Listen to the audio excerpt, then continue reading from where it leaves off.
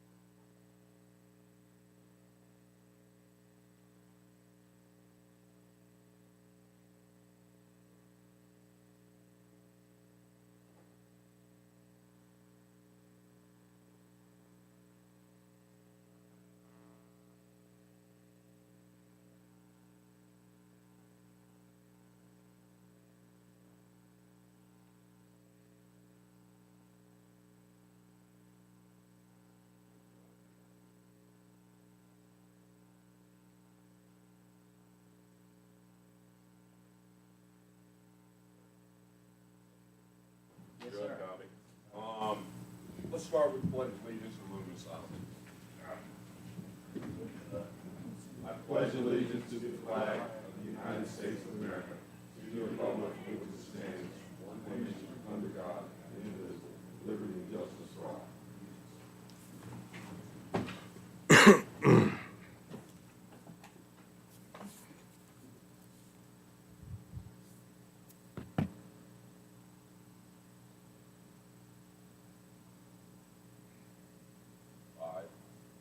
Thank you. All right, good. We do have a quorum. We do need to adopt an agenda. Anybody have anything that needs to be added to the agenda? The only one that I've got, and it's just to hit as an item, is, let's put it as 1A, is Washington Circle. I think it's worth talking about for just a second. Anybody else have anything? Sir. No, sir, Mr. Chairman. What would y'all like to do? Mr. Chairman, I move that we approve the agenda as amended. Second. Motion's made and seconded. Further discussion? Hearing none. All in favor signify by saying aye. Aye. Opposed, same sign. As always, let's start with public comment. Public comment. All right, Holly. We gotta get him a microphone. Kim, can you get him a microphone or somebody? Thank you. You are loud, but she has to write this stuff down afterwards. We've gotta be sympathetic. There is one law that I hope they pass. Okay, Yeah, that's better. okay, here's my deal. I know you guys can't tell the school board how to spend money, but you can sure tell them how much you're gonna give them. And I think it's high time you all started doing that. I've heard like up to an 11 cent per 100 tax increase. My God, what's that get? 11 times 175,000. You know? So, it's nice the school board's worried about library books and curriculum, but they gotta start getting into the physical end of it. Thank you. Thank you. Nick McDowell. I would like to respectfully request that you gentlemen, in doing the, working the budget workups, that you require all nonprofits who are submitting a request to include as part of their submission the last 2 years' worth of their 990s. Thank you. Thank you. What does that tell you, Nick? Tells you how much money they got, where they get it from, and how they spend it. Thank you. Any other public comment? Is anybody watching us? 0 people. Good. We're steady. All right, let's dive right in. Jonathan, let's start with the FY25 goal, priorities, goals, and strategies. Thank you, Mr. Chairman. Sorry, I need to turn this on. Thank you, Mr. Chairman. I emailed the board. I wanted to bring up last year's so you can see where we're currently tracking with those goals. And it's denoted in red if something's still on track or in progress, if something's been completed. And then, so this is a quick glance, and this would lead into the draft suggested of goals and priorities. So last year, improve access to broadband services. We have that as listed as still on track. That's an August 2025 completion date. That primarily represents the Firefly project that was approved as a VATI, the previous VATI grant. We have applied for the new FY24 VATI grant. We were denied the FY23 VATI grant. So this just reflects what is known as the RISE project. If you were to click on the broadband tracker on our webpage, it takes you to Firefly's project tracker. That's what this represents. So we didn't look for it to change the date, and we actually carry that over to FY25. You'll see momentarily. The radio project, that initiative, we anticipate wrapping up this year, so we kept that August 2024. We're still on track. Don't anticipate any delays at all. Financial software replacement, that was I'm going to call a three-phase approach. There are some financials, but it's essentially everything Tyler Munis, Invinity's gone live.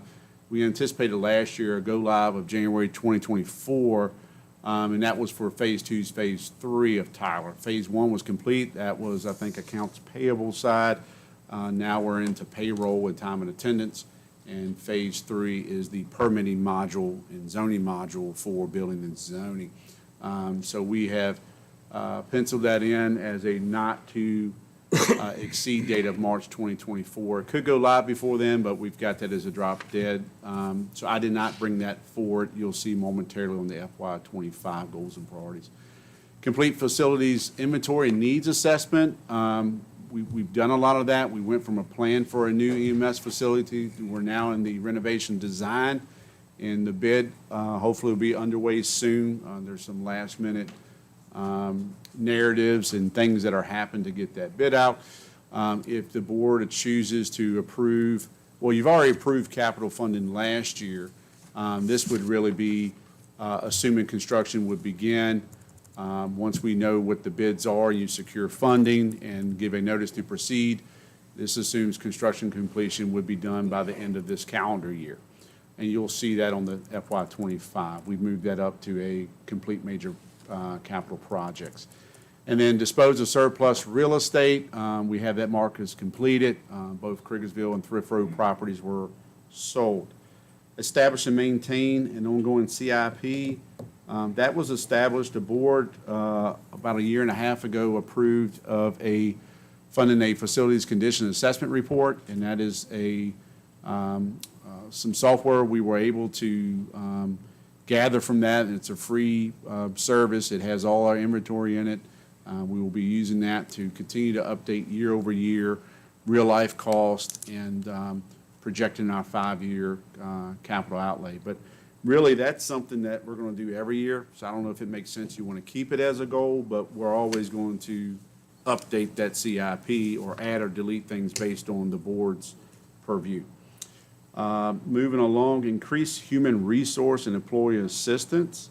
Part A was develop incentive program and public safety scale.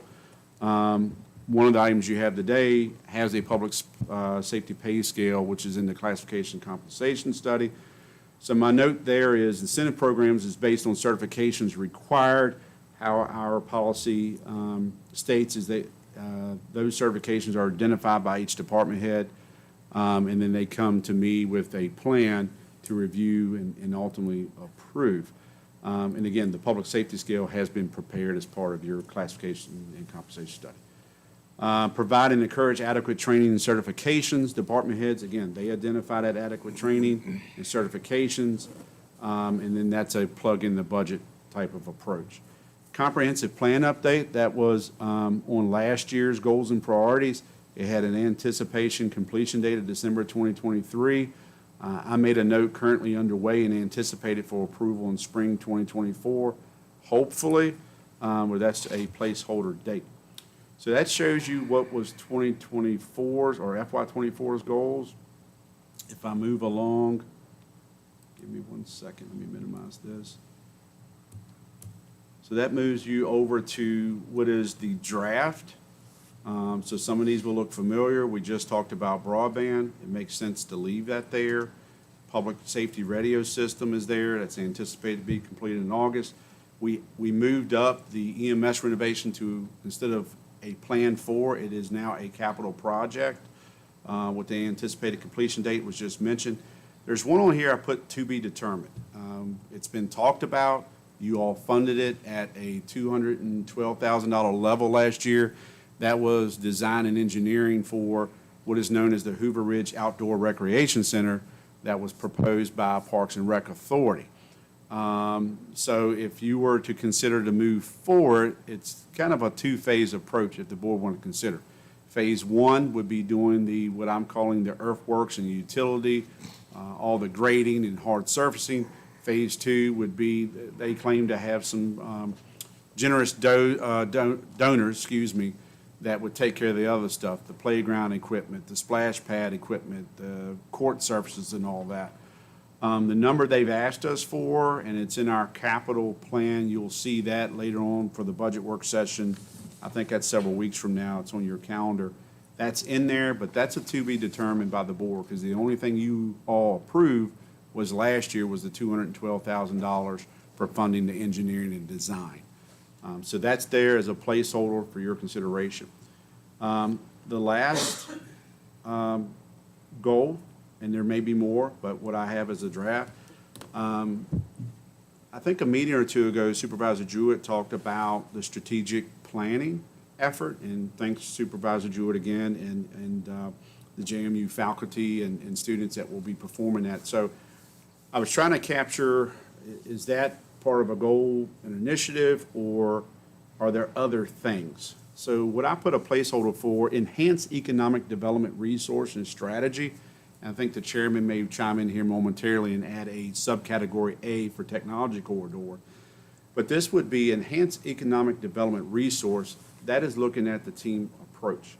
So there are some things that, we do well. There's some information we have, but there are things we can further develop internally, making sure we have active inventory, which I think we do an okay job from our realtors. Go Virginia and Central Virginia Economic Partner for Economic Development. They look at these pad-ready sites and they classify them as tier 4, tier 5s, meaning they're more ready to go. They got the utility there, land's clear, or they have a concrete pad. But really knowing if we're aware of all of our resources. Brian and I discussed, and he's already started researching other things like, do we have natural gas? Where is it located? Some of those things will be proprietary or shared via a non-disclosure agreement, because since 9/11, utilities don't generally say, hey, here's my roadmap, this is where these things are located. But we need to know from a strategic and economic development standpoint, if there are certain things you want to go after, such as a greenhouse and all, they generally prefer natural gas over liquid nitrogen gas or a propane farm because it's cheaper for them. So enhancing economic development resource means allowing your team growth. It'd be, for example, like Brian and I, Ms. Gardner with Economic Development and Tourism, folks from Building and Zoning. We can always include a board member, but we want to take that opportunity to look at what we already have, data, metrics, and enhance that. The strategy side of it will always have to be in line with the board wants. We're not going to go out and chase a business, but we need to know what resources we have. So this strategy can be taken as an implementation of the program and strategic plan that Supervisor Jewett mentioned, or if you want to build off of that, one thing you can add for 3A would be a technology corridor. Some, if not all, at various times, board members have shared maybe interests of a data center or just, there are ways to do that. Other counties go out and designate corridors. I'm sure if you travel up 64 or I-81, you'll see certain corridors. And they do that for a reason. It's not just a name, but you really designate, it could be in your comprehensive plan, but just in general, you're designating and saying, I want these things here. So if funding's available for that, you can go apply. So it's kind of, not putting the cart before the horse. So these are just draft. The ones above 3, I would recommend 1, 2A, 2B to be definites. What you choose to do with C or 3 or any other goals that you may want to add, I just wanted to give you some thought and not just come in with nothing put down for FY '25 goals. We can at least carry 4 capital projects that you have already spoken in favor of. Mr. Chairman, that's all I had unless you want to capture 3A. No, that is the one. Jim, do you think that your strategic plan is covered by number 3, or does it need a subcategory for that? I would think we would want actually a couple of, I guess we could fit in a couple of subcategories. Because envisioned for strategic assessment and planning would be regular operations. And then you would be also looking at economic development would be another focus of that. What about if we were to do A and B as your strategic planning, A being strategic planning and analysis, and that would be your JMU students. Put B as economic development. And then the one that I get, and you brought it up originally as a good stuff, is what about putting C as technology corridor? And I think the terminology that at least strikes me on it is analyze and potentially develop a technology corridor. I don't think that we are anywhere close to knowing what we're doing with that, but it's something that we should at least evaluate and see if there are options for Madison here. Does that sound, A, B, and C, does that sound remotely decent? Yeah, I got one. Yeah. And Jonathan brought it up. So I think we need to identify Madison's resources, which Johnson said was already, Brian was kind of working on some of that now, but I think that needs to be a bullet to identify our resources, right? As part of this. You want to make that as number 4? I mean, that's a large enough category that All right. I think so at least. I don't know. What do y'all think up there? That's a good one. So identify resources, number 4. And I think that's not just on economic development, but in all aspects. So, Mr. Chairman, identify Madison resources as number 4. So, just to recap, if I may, sir, are we leaving the title as number 3, enhance economic development resource and strategy? Yeah. And then we have subcategories of 3A, strategic planning, Yep. 3B, economic development, 3C, technology corridor, and then 4 is just mentioned, identify Madison resources. Yeah. Okay. What other goals and priorities y'all want to put on here?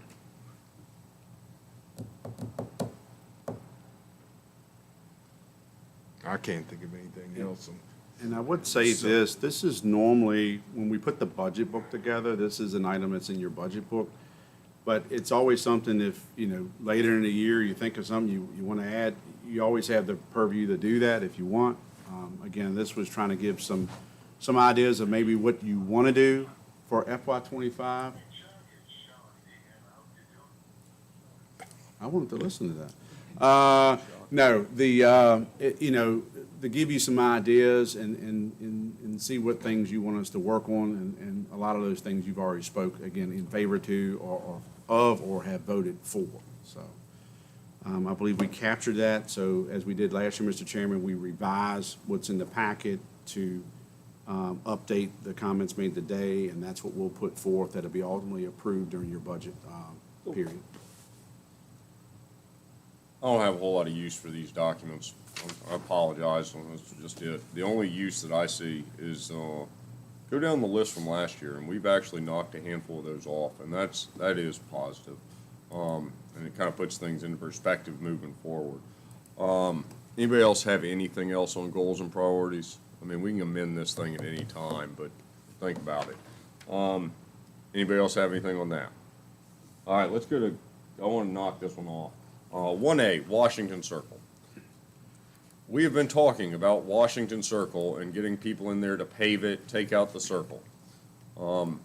We know that we are exceedingly tight this year fiscally with a lot of needs that are out there. The original comment on Washington Circle is people have been backing into it, and then it's going to be easier to snowplow without the circle. We have yet to plow a whole lot of snow, it appears to me. I see that as just an absolute waste of money even messing with that, waste of money and effort.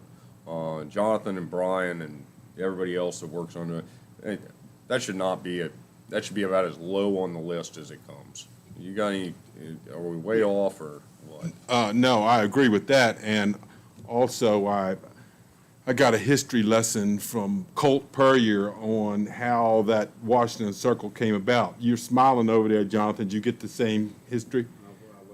So there is some history behind that, and I think before I would agree to have it ripped out of there, I would like to get Max Lacey involved with the Historical Society and see, you know, all the history that's behind it and what it means to this town to have it.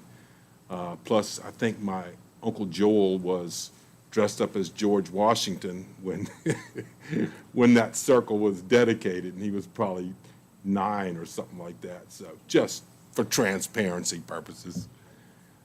Cardi sentimentally loves the circle. That's right. Excuse me, what I- is Washington? It's in front of the DMV, the one that's in the middle there. It's a rock with a dogwood The tree or some dogwood. It kind of looks tree in the good. middle. It's very nice. And I think it acts more as a speed Yeah. deterrent also too, because you come in there, you can't just rip through going back to Chuck's house or anything. You gotta, There you go. So we're all seeing It's the a waste. benefits of the circle. Well, why are we wasting time? We have spent more effort talking about it just now than we should spend the rest of the year. It's just waste. Yeah, we own it, definitely.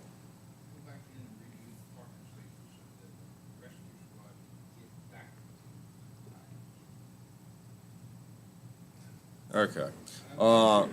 I'm not real big into pay. I'm sorry. We're not I'd say the same thing to the schools. I'm not into paving a whole lot of stuff. Paving is extremely expensive, as we've seen. I don't see a whole lot of potholes. It's not just because of the mud on my windows. I think it's just a waste of money at this point. There's other things we've got to do with the funds and availability of those funds that take a much more significant stance on the budget.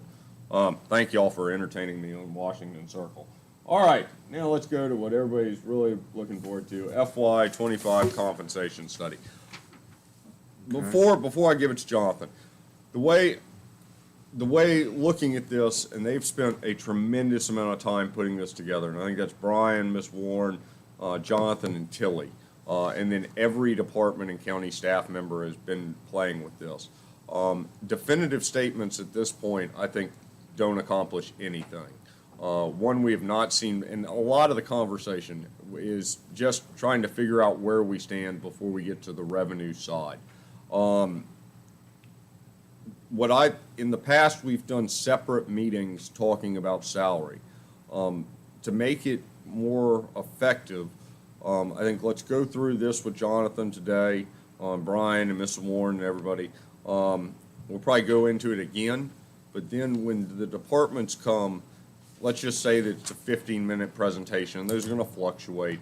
The first 10 minutes, tell us about your operations side, and then let's go down the path for the last 5 minutes and talk about where you see the salary study and what your recommendations on salaries are. Does that sound remotely decent to everybody?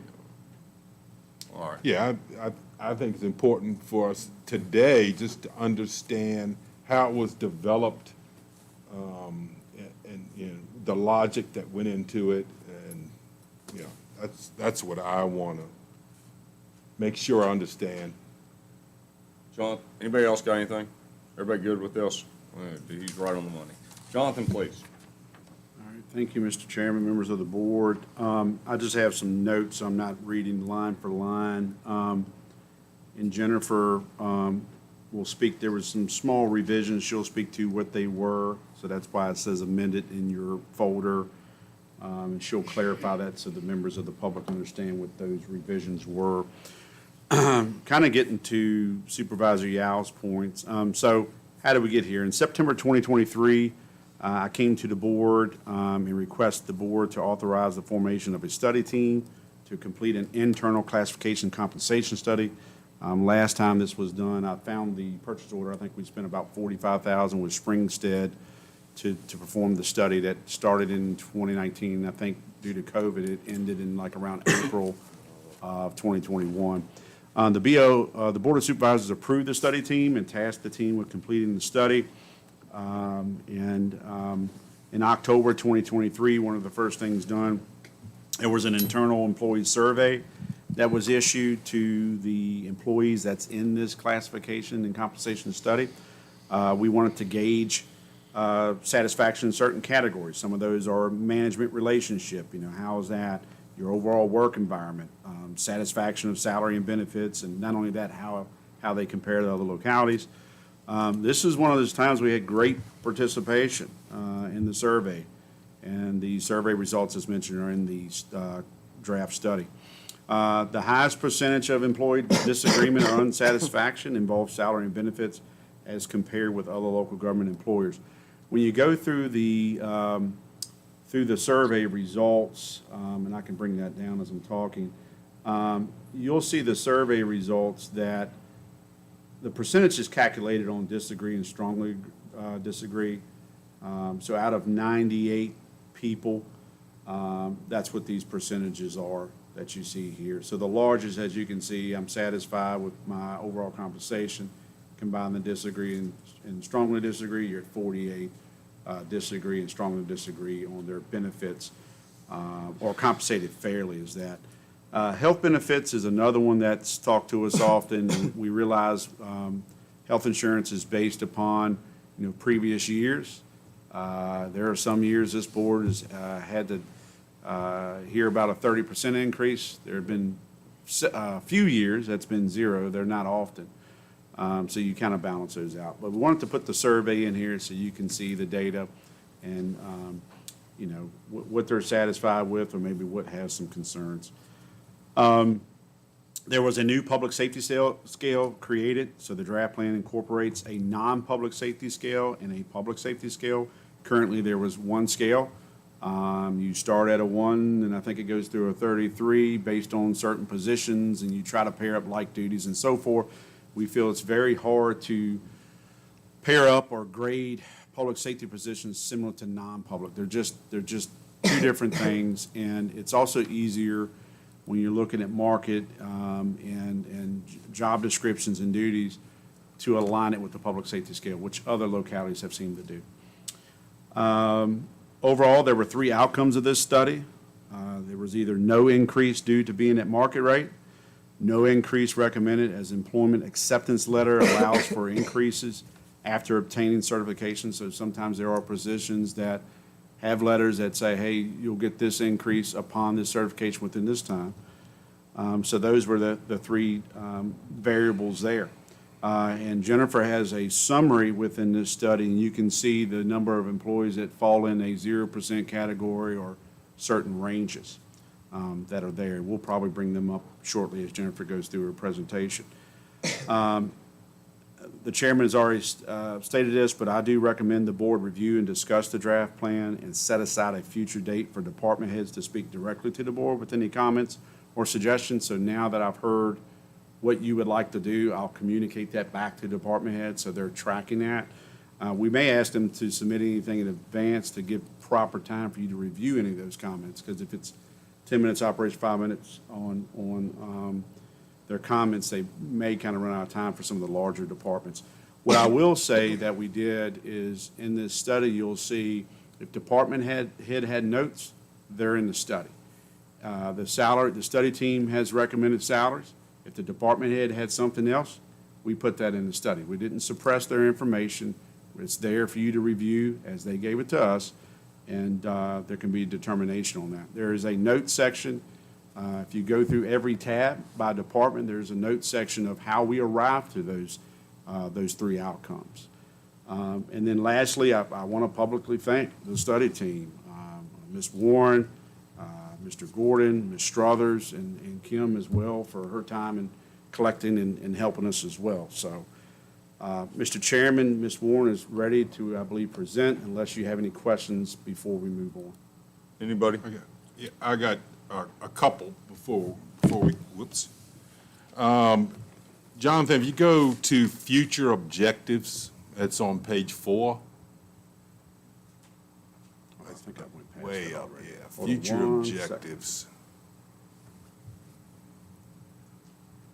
Yes, All sir. right, so second paragraph, it says, and I don't know this, but I think it's important that I should know it. This plan is intended to apply to full-time Madison County employees, employees of the Madison County School Board, Department of Social Services, constitutional officers who do not elect by contract to participate in the Madison County Personnel Policy, Position Description, Classification, and Compensation Plan are not included.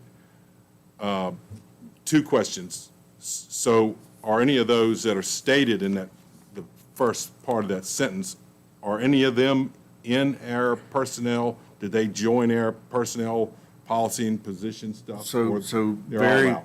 very good question, and thinking of that, Mr. Yao, we should make some revision to that paragraph. And going through some past files, Kim and I spent some time scanning, and it was, we came across, I may butcher the name, but essentially it was like a cooperative agreement amongst constitutional offices. We have some that are still in place. There are some departments that have not, constitutional office has not adopted that. So for a fair statement, to answer your question, there are constitutional positions that are in here. I would say constitutional offices, not the officer. So for example, the treasurer, the commissioner, the Yeah. clerk of the court, the sheriff are not in this plan, but their But their office. employees are? Yes, sir. Yes. So we need to revise that, and we might want to have future dialogue, maybe not around this plan or at another time, and it'd probably be more appropriate that I approach those department heads before discussion with the board to see if they want to consider those cooperative agreements. And I want to be clear, those ones we have in place, the constitutional officers can agree to participate in whatever part. The ones we have in place for treasurer and commissioner of revenues, for example, it states those certain things. Primarily allows them to be part of our payroll and benefits and considerations, but in no means through those current agreements, nor would anything I'd approach a constitutional officer would try to, one, it's not lawful, but two, I would not ask, we don't want any personnel control. It's really to, by policy, if you're going to be part of the policies and payroll, that's the mechanism to do it. So we do need to revise that, sir. All right. And the next page, the top of the next page, programmed career development. I think this one's kind of important. The first sentence, to encourage and enable professional development for entry and mid-level employees, department heads shall establish a progression plan for employees within their departments.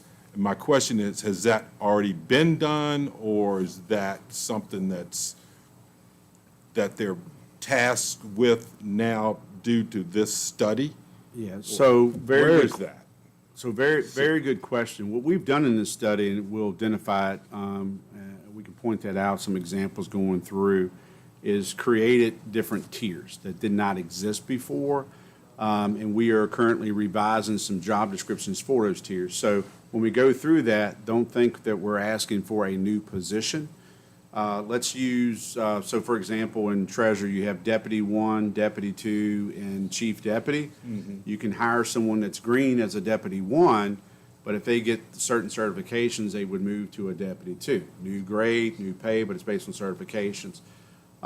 We've done that with animal control officer in this plan. Something new on the public safety side as well is communication officers. There are various certifications they can do. That came in from the department heads. The department heads created this progression We had talked plan? with the departments, so Okay. not every So department. they were in on it? Yes, sir. Not every department has a plan, but what we're working on, job descriptions of those that are tiered in here. Yeah. That will show that. So that will be more of the final, if you like the approach, and we'll go through the approach of the tiers such as I just explained with the treasurers.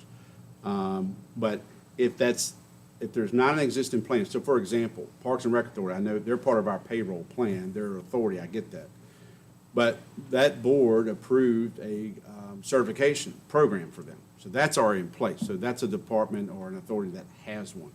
Others do not have them yet. I have one that's been recently submitted to me by EMS, so we'll consider that. But we have tiered certain departments, so when those job descriptions are drafted and they have those certifications such as communication officers 1, 2, and 3, that will be a part of this plan if you approve it. Yeah. So not all All right. departments have it, but we created new pathways for that program career development. All right, sorry, Mr. Chairman, I got one more. Advancement within grade, it's just a couple more paragraphs down. Is it still on the program career? Page 3. Yeah, it's on page- 3. Yeah, going down just a little bit. Advancement within grade. Now, I'm looking at that, and, you know, and I'm trying to reconcile the timing of somebody's annual hire date or their review date with our budget process.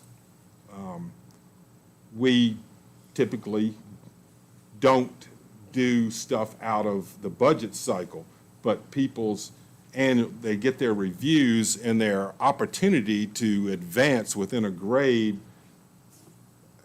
out of budget cycle. Am I making sense here? You know what I'm Yes. saying?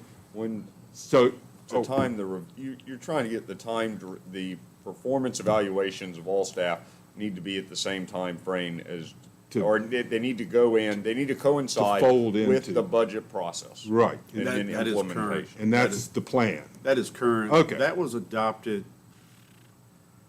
I know several years ago, before my arrival as county administrator. Yeah. That occurs around November, December, Okay, so that process is in place. that's all I got. Yeah, I like to have it, merits and all that, you all decide that during the budget process. I know private sector and maybe some public sector, they've kind of moved away from it, but they'll have like anniversary dates, so you do things around their anniversary date. Years ago, a board of supervisors chose to say that let's do this around November, December, so it's part of any adjustment consideration would be a part of the budget. So unless, we have factored that in, if you anticipate somebody, I don't know, getting a bachelor's degree in something applicable, or they get a paramedic certification or some other deputy certification through the Treasurers Association, something that was planned on, the department head would let us know during the budget, so you can put monies earmarked in the Okay. budget.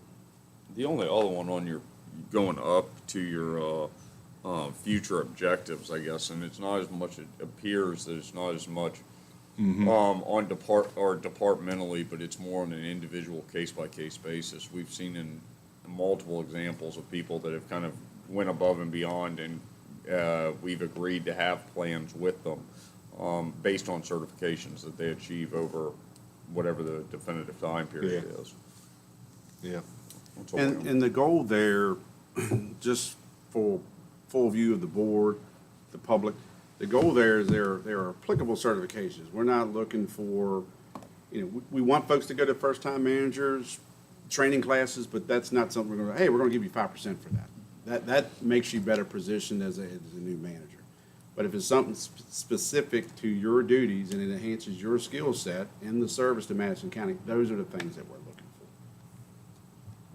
Anybody else have any questions, comments, thoughts? Ms. Warren, please. Ms. Warren, which would you like me to go to, the comp study that I have up or your, Let's go to the comps. You've got it up. And Okay. let's start with the survey results again. okay? I just have a few notes on that. All right. Give me 1 second. Actually, that was below Should be the, page 5 through 7 on the actual PDF document. Yeah. all right, do you So want just a couple things to note on the survey. Again, Jonathan mentioned these, but I'll just highlight a couple items. As you can see, we did have 98 employees respond. The first couple questions on the next page were related to benefits package. And the interesting thing that I found was that it seemed like only between 17% to 26% of our employees disagreed or strongly disagreed about being satisfied with their total benefits package or health care or amount of paid leave. So that was a positive. So I believe our employees are for the majority, happy with the benefits, healthcare, and the paid leave. The two questions regarding compensation. The one question is, I'm satisfied with my overall compensation. We did have 48% that either disagreed or strongly disagreed. And then the big one that I just wanted to note, I am compensated fairly relative to the market. That was 59% either disagreed or strongly disagreed. The next couple questions were related to employees treating each other with respect, having good relationships with your supervisor, your job description being accurate, and then the county offering training in a safe environment. And the good news on those was only between 11 and 21%, again, had a strongly disagree or disagree. So we were low, we had good marks on everything except for, I will state again, I am compensated fairly relative to the market was the big one. So just wanted to make that note. The next, if you could go to page 8. But you do, you've got, I mean, go to your first question, I'm sorry. And I got a bunch of comments about this that I won't make. I mean, 49% say they strongly agree or agree that they're satisfied with the total benefits package. Then we go to your fifth question, and you go to the, I am compensated fairly to my position, or relative to the local market is 59% strongly disagree. That's correct. Yeah. All right, that's all the comments I'm gonna make on that. All right, keep going, I apologize. Yeah, Page 8. yeah, Bill Campbell. Oh, And I think that boils down to maybe the definition of total benefits. Yeah. Maybe employees don't understand that that does encompass your health care and everything, and they just read that as my compensation. Whoever cares that a company or anybody is putting in 7.65% towards my retirement and Medicare and all that stuff, that's just whatever. And I will say that I think a lot of the dissatisfaction you'll find on the relative to the market question is a lot of these other localities are doing new pay studies and implementing new pay studies. Green, for example, they have a new one. And our employees are finding out about the new pay scales in other localities. So I think that's another reason that we've found that we've had a lot of discussion about relative to the market being an issue. Was Green's pay scale, new pay scale in here? I did a handout, in the handout there is the public safety scale. We just got that yesterday, so I wasn't able to publish it until now, but I am able to provide, it's in the public. So I'd like to just further add to that. So we spent time, or we pulled information from 8 localities, Green was one of them. The time we started to recent new information, Green changed in some of those positions. So that's the supplemental the supplemental Ms. Warren's talking about is what they recently provided. What's in your packet is what was provided when we started this back in October or so. But I would like to note that the surrounding county averages for Green, those numbers for all of the localities represent what they're currently paying their staff, not necessarily their pay scale. So although they may have increased their pay scales, their current employees, what Tilly, our HR person, was able to get from them, those numbers represent what their current FTEs are making, and then average them together. This is and I'm not trying to say anything disparaging against any of the county employees, but this is a moving target. By the time we implement this, it will already be out of date. We spent, what was it, would you say, $43,000? About 45. 45, better. What year was that? It started in 2019. There It you was go. implemented in April of 2021. That was so recent, and we're already going through this again, and every other county's doing. We know in the public safety field, that's even more fluid. It appears that education is down the same path at this point. We're behind before we even get started. So I mean, they're never going to hit some kind of top tier type of deal. All right, please. All right, this It's going to be next exciting. This is the, I would like to mention that our current pay scale, not this one on the screen, but the current one that we have starts at $11.47 per hour, and that is below Virginia requirement. Therefore, we've created this new non-public safety scale starting at $12 per hour with 33 different grades. So if you're curious as to how this compares to the other pay scale, it really is the grade one minimum now starts at $12 an hour versus $11.47. That's really the only change in the actual pay scale here. On page 9, you want to go down to the next page. As Jonathan mentioned, we're proposing a new public safety scale for the public safety positions, and those start at $19.55 per hour, and they have 16 different grades. So that's the difference between the two scales, and all the colors represent departments in public safety. The very top color is animal control.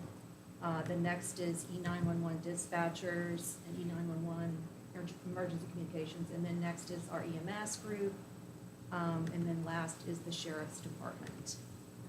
So Jennifer, the 1955 comes from your surveys Really and truly, and averages?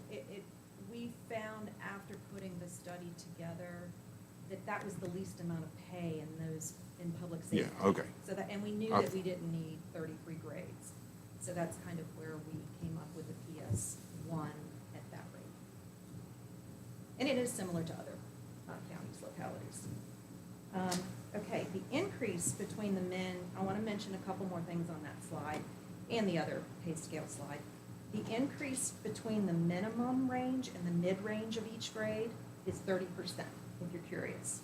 And the increase between the mid and the max is 23%. This increase between the mid to the max range of each grade is 60%. The escalation between each grade, going from like a 1 min to a 2 minimum, is 5%. So the scale is built on that, and that's the way the scale for the county has always been, since what I've found anyways. We looked at the midpoint. I want to mention that we looked at the midpoint in a grade as being approximately 15 years of experience, or excuse me, 15 years of service. I have to remind myself it's service. For example, someone in a grade 10 with 15 years of service with the county should be making close to $47,666 in that grade 10. If you want to go to the next slide, sorry. So if you have a grade 10 person who's been here for 15 years, they should be right at that mid-range. That's the one right there, grade 10. So I did put an example sheet for you in the packet, and I'm not going to go over it, but I just wanted you to have it. And that's really just giving us, it says pay grade examples is the title. And it really is just giving you that example of like a grade 10, min, mid, max, and then a PS1 on the public safety scale. And it looks like between the tiers, year 1 to year 2 to year 3 is about 1.4% increase. Any questions on the pay scales and how they're built? Okay. All right, page 10 of the PDF. This page shows a breakdown. There you go, that's the one, sorry, tiny. It shows a breakdown of the pay grades by position. And what we've done is we've included the position's current grade, sort of in the middle there's current grades as of today, and their current pay scale. And on the other side is the proposed new, based on the pump study. The math, again, between the old scale and the new scale is exactly the same as above, and the only difference is that we started the new $12 per hour for non-public and $19.55 for public safety scale. Next page is page 11 of the PDF. Now, this is the page that outlines the 8 surrounding counties' salary information for each position. We contacted Culpeper, Albemarle, Greene, Orange, Page, Rappahannock, Rockingham, and Warren until he was able to get quite a bit of information. They gave us their current employees' pay, so this is, it's not related to pay scale here, it's related to what their current employees are making in these positions. What you see in red represents what we call outliers, and we wanted to identify these for you. So, for example, a position that other counties are paying $40,000, if one county's paying $80,000, we know that's an outlier. So we wanted to take that out of the average. Also, I want to mention that the counties, they did give us, if they had multiple employees in a position, for example, a sheriff's deputy, when we asked them to please take all of their sheriff's deputy salaries and average them together to give us the average pay for all of those deputies and the average years of experience. So that's the math when it comes to positions that have multiple, which is gonna be EMS and Sheriff's Department and some of the, and dispatch. So just keep in mind that those averages, for example, for the Sheriff's Deputy for each county represents all of those deputies, and it includes their average years of experience. So we talked about what's in red. We kept two separate columns, though, on the average salary. The first two columns from left to right that are green, those include the average of all of the salaries across, not including Madison. All the other 8, even the anomalies or the outliers. Then we took another column and took out those outliers to get that new average. And then the third green column from the left to right shows the average years of service for those surrounding counties. The fourth and fifth green columns is our employees' current salary and years of service with Madison as of July 1. So what we did was we projected if somebody today is close to getting that 5-year with the Madison County, we know on July 1 they're going to be 5 years. So we just kind of projected that out. The next thing we did was take the revised county averages listed in the second green column from the left to map these salaries to our new pay scales. So we took them and mapped them, and for example, I do have an example that you can take home with you. It's the handout that says salary recommendation examples. For example, on the left here, this is the executive assistant position. The executive admin assistant position, that pay across all of those counties, without any outliers included, is $58,341 at 7 years of service across the counties. Therefore, we placed this position in grade 16. Next, we came up with the recommended salary by taking the minimum salary listed at that pay grade 16 and calculating it using an escalation, annual escalation of 1.3% times the employee's years of service with Madison County in that particular position. We used 1.3% annual COLA in our math based on the assumption that an employee could have a 32-year career in the county. And pay scale is built on 30 years, we did 32.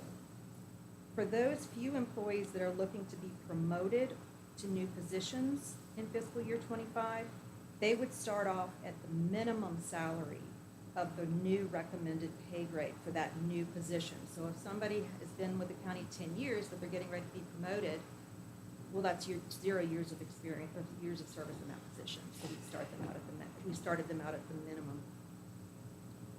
So on the examples, I just wanted you to see how the math works and how we put that executive assistant is at 2 years of service with the county. She fell at the 53,239 as the recommended pay. And then for the for the HR manager, grade 16, because she's being promoted, she starts out at promotion at the minimum. Any questions on those comments I've made? After we came up with these recommendations, we met with each department head to discuss our recommendations. These meetings resulted in revisions of grades. For example, the Sheriff's Department came in and helped us to revise the grades, the public safety grades, to where they felt that those positions would lie. Additions of years of service when an employee worked at another locality in certain positions was discussed with certain department heads. Exclusions of certain counties that department heads said, you know what, I know what they do over at that county, we need to exclude that. We talked through those type of things. Matching of specific counties' data. We had some department heads that felt like we needed to match a specific county to be most competitive. So we were getting all of that data, and we factored in things like certifications, future increase metrics and offer letters, all of those items. Page 12. The next page. Sure, absolutely. So we're looking at 9 different counties here. And you're going down Rappahannock, they're the smallest county, right? But there's a lot of gaps. Is that because there's no position there? Or They didn't report any. So the gaps represent, what we did was we provided them with a list of all of our positions. Each county had the same exact document. And we asked them to fill in their pay for all of those. And, you know, they didn't fill anything out that meant they didn't have that specific title, or, Okay, so it could be that there's no position there. or it could be something a little bit different. I think if I may add, Supervisor Buchanan, one example of, we did a tiered approach like emergency communications officers. So 1, 2, 3, other counties would just have emergency communication officer unless they were a supervisor or a director. So that would be an example where no data, but you are right, some of these we didn't get any data from. So either they didn't report or they just don't have that position. All right. The next page. This is a summary breakdown by department of the recommended increases, including fringe columns. This page also lists the estimated additional revenue that we should take in from the comp board positions. These are only estimates, I want to note that, because budgets have been submitted, but they're not yet approved in that coin system. This page provides you with a breakdown of the number of employees that fall into each category of percentage increase as well. So for example, there's 26 employees out of our 107 that fall in the 0 increase category, 42 that fall in the 1 to 10% recommended increase, 21 and 11 to 15, 15 in the 16 to 25, and 3 that are greater than 25, and more than likely those, we'll talk about those in a minute. So, yeah, here's what I said. The increases at those higher ranges may be based on upcoming promotions. So we'll talk about those potential promotions. Right now, the total increase in compensation, including fringe, is $510,000. But if you add back in the extra estimated comp board revenue that we should be receiving, when budgets have been submitted, the total increase goes down to $334,000. The rest of the pages in this draft plan represent the breakdown of the individual departments. And before we go into those, do you have any other questions so far about methodology or those first slides? All right. Did you run a total on, recommended by department, or the recommendations from each department in contrast to what y'all have recommended? Yes, sir, and they're in their slides. All right. Okay. So if we go to the first department, and I'm going to have to look at mine because you can see that well. This is County Administrator Department.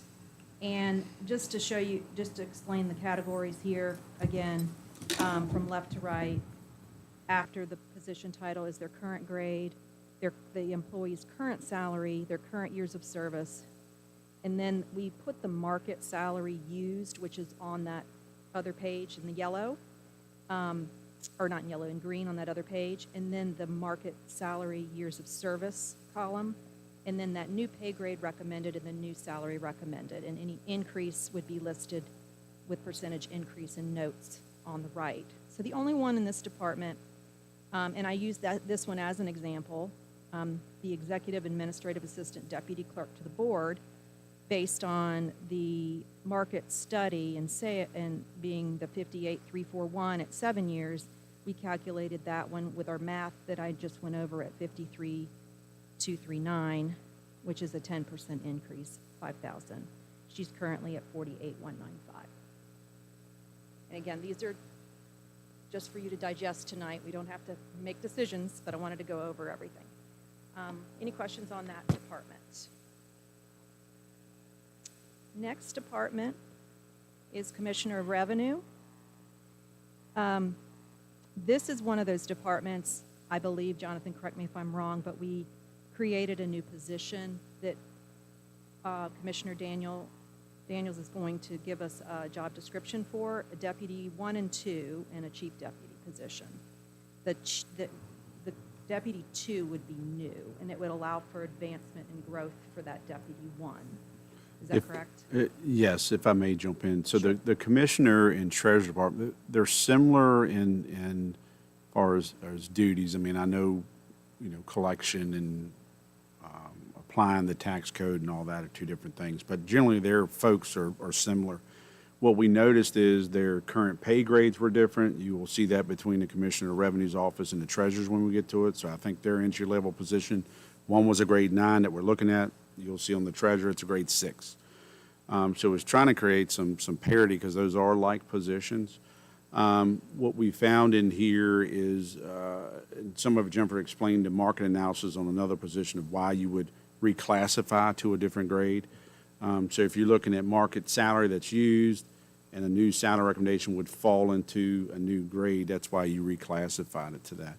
But it did create a new tier, so not a new position, a new tier. If they get certain certifications, which would be identified by this department, they would move from a Deputy 1 into the Deputy 2 position. Sorry, Ms. Warren. No, that's good, thank you. And on the Chief Deputy, the large increase is a promotion. The Commissioner is recommending this promotion because his Chief Deputy is retiring, correct? And he'll have someone that'll go into that position. So it's not like they're underpaid at this point. That's not what this is representing. It just represents her current before she's promoted to the new. Any questions on the Commissioner of Revenue? Oh, nothing other than, I guess, the chief deputy now is not making $38,610. No, sir. The current chief deputy who's retiring after about 25 years of service, their current salary is at $60,000. Yeah. So we try to show on this screen about what variable will we be dealing with. It is unfortunate because the market salary shows for that position being about $63,752. So even if that existing employee was still here, you can see the request would have been towards market. So we're trying to reflect on where Brian may promote, have that current salary, and then what's being recommended as the new salary. So that's one of the few departments I can think of where you'll have a retirement, and then he has an anticipated promotion. So his new hire, I forget Destiny's last name, forgive me if you're watching, she's the one that's represented at the $36.50. And then, I should stay away from names. His other deputy is the other salary that's listed that anticipates moving into that or being promoted to that position. The next is the Treasurer's Office, and similar to Commissioner of Revenue, she has a Deputy Treasurer 1 and a Deputy Treasurer 2 and a Chief Deputy Treasurer. So same exact titles, just different departments. We have graded them being the Treasurer 1 and Treasurer 2, exactly the same as the Deputy 1 and Deputy 2 in the Commissioner of Revenue's office. This is one of those departments that you're going to find the most amount of recommended increase. The Deputy Treasurer 1, the increase represented because the market's showing about $38,665, and the current salary is only $32,758. The recommendation is to go up to the $36,034. On the Deputy Treasurer 2, the market's showing $43,329. Jonathan, I want you to explain the recommending higher than surrounding counties because this position holds some certifications. My apologies. Thank you, Ms. Warren.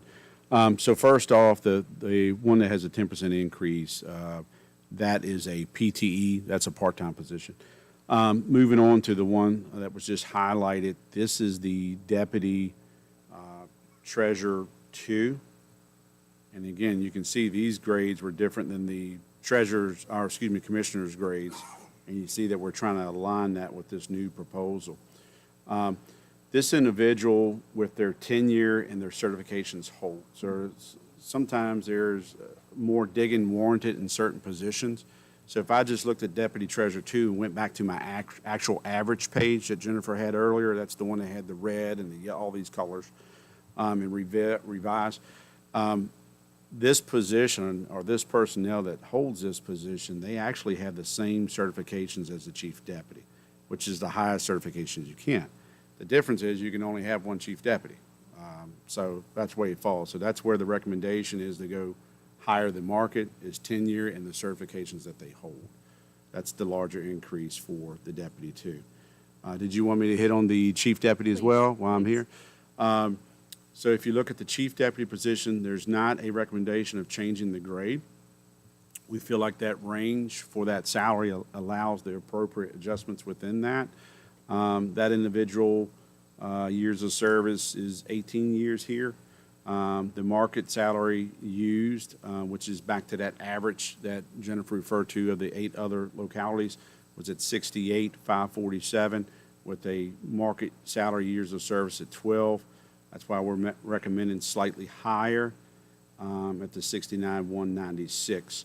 I'd have to go back to the pay grade, but if memory serves me correctly, it's probably about 1,500 or 2,000 more than the midpoint of that position. Yeah, it looks like we're recommending the midpoint plus 3 years of COLA on that grade. Any other questions on those two, on treasurer? Next is the finance department. Good news for my department. It looks like the accounts payable technician, accounting and procurement technician, those 2 first positions are within market.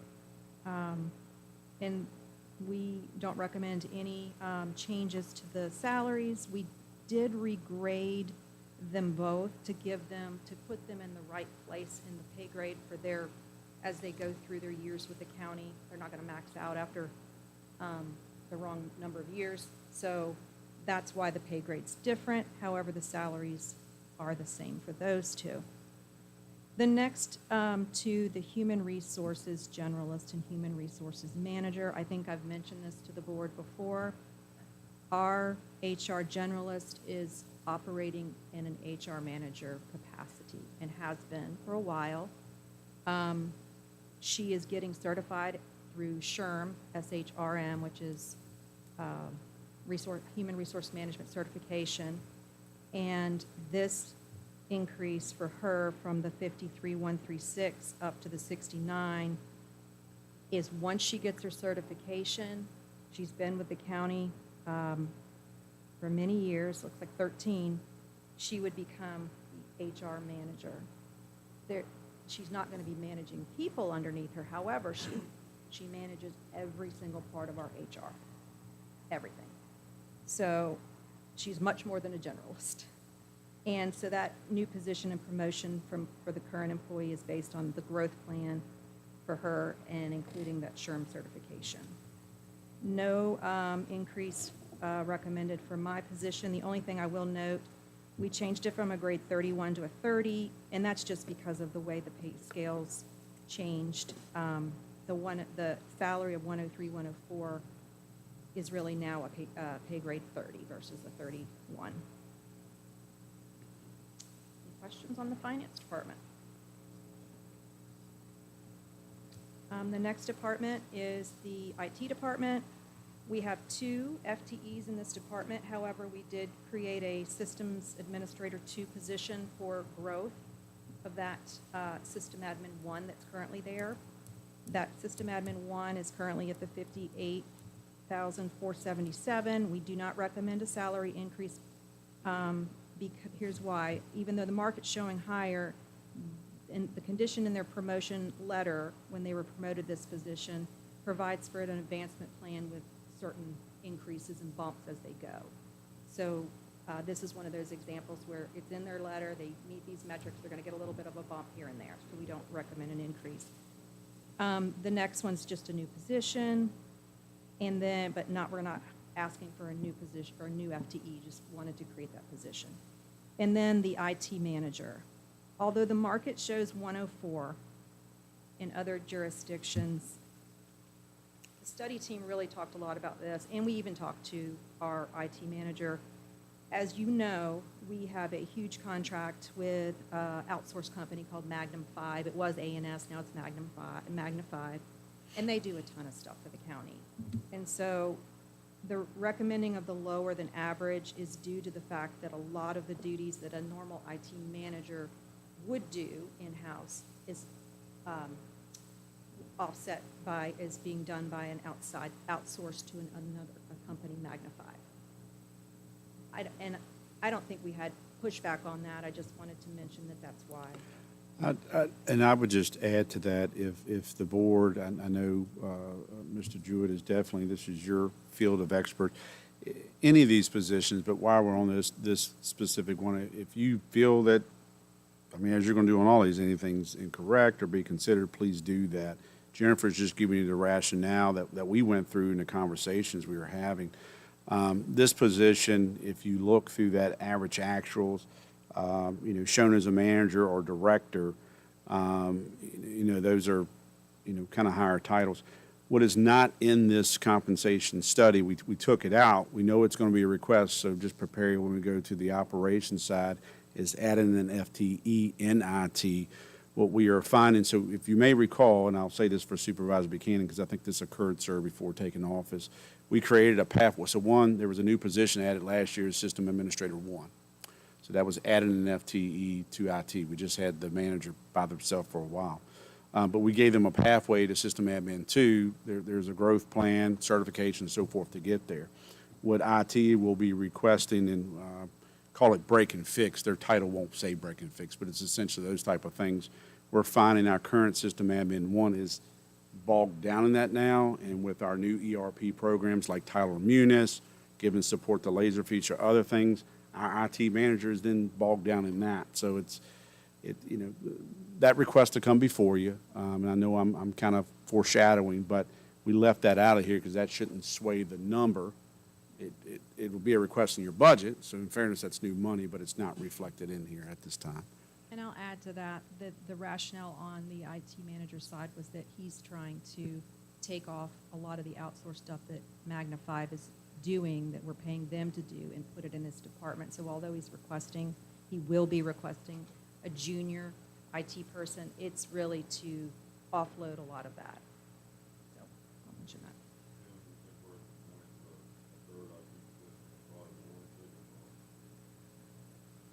Well, I think it's going to depend upon how much we're going to move away from our outsourcing contract and what we can and what's going to be advisable for the long term.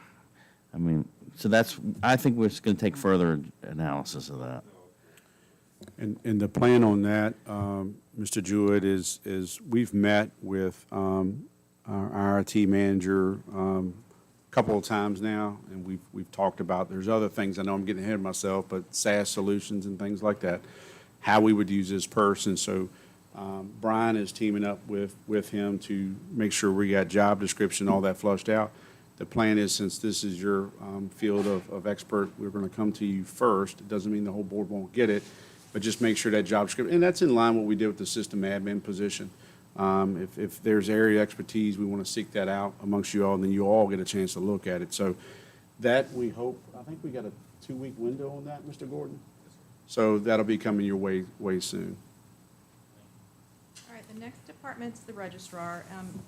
In this department, the only item that I'll mention is the chief deputy is a part-time position, chief deputy registrar. And I was told by the registrar that the recommendation from her side is $22 per hour, and it's based on 1,248 hours per year that she works. So that results in about a $4,300 annual increase in part-time pay for that position. And I know the General Assembly has a bill before them now that's kind of talking about if you're in this population range or not, would you be required to have a full-time or part-time? So we've left this as part-time per registrar, and I know registrar and electoral board work together on things. So if there's any new information, we'll happily take it, but this is the information we currently have. Next department's the clerk of the circuit court. We met with our clerk, and then these positions we have regraded slightly. The first one, it's the same grade. However, the recommendation is to bring that salary up slightly to the $39,186 to be at market, and it brings it into the market rate. The deputy court clerk 3, and I believe she's going to be also creating a job description, which she has for a deputy court clerk 2.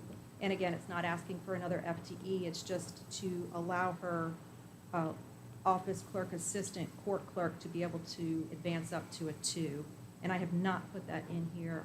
I need to get that in here before the final report. The 3, the recommendation at market is $48,000 for deputy court clerk 3, and she's currently at 43. And then the last one, the chief deputy, this is the same exact grade as the treasurer's chief deputy. And the recommendation, she's been with the county for 19 years. The recommendation is $64,600. The recommendation to bring the position to Orange County salary. So let me make that note to you. This is an example of where we met with a department head, and their request is not to use the math that we use, but to actually match a specific county. So just wanted to note that. Whether that's right or wrong, we'll discuss that, but that's what we did. The next is the Commonwealth's attorney. We have an administrative assistant 1 and 2, and the pay grade really only changed for the 2, the administrative assistant 2 position. There was a recommended increase for both of those. It was going from 40,000 to 42, almost 43 for the first one, and from 47 to 55. This recommended adjustment to the actual average of surrounding counties due to employees' tenure and experience. The deputy Commonwealth's attorney, we're recommending adjusting this current salary only by 5% since the position received a large increase in FY24. I did want to make sure that I noted that our Commonwealth's attorney did put some notes here. She believes that the deputy Commonwealth's attorney position should be at 125, and she also, so her salary recommendations are there in the notes, but we put ours up above. So the other one is the victim witness coordinator position. She's only at 49, and the market's 58, so we put her at 55. So you have both recommendations from her and us from the study team. Yeah, the AA2 position, she'd like to see that at 55. The assistant, Commonwealth attorney, assistant 75, deputy at 125. And she's saying comp board increased 2 position amounts by 2%, and she recommends the victim witness coordinator at 58 based on previous experience. So this is one of those times where she has previous with other localities, but she's only been with us for, it'll be 2 years by the time. So we put her a little bit lower based on her years of service with the county, but the Commonwealth's attorney says, I think she should be higher because she's previous experience we should add it in. So that's what that note represents for victim witness. The first position, the assistant, administrative assistant, not the 2, but the regular, that is a part-time position. And then, I don't know if you want to mention, I believe you have a supplemental handout that was provided by Ms. Berry. Yeah, in your packet, there is, I don't think we have it put up on the screen, but it's a very valid point that she makes about the surrounding counties. It's It's at a the map end. that's in In your here, handout. Find it. it's on the agenda.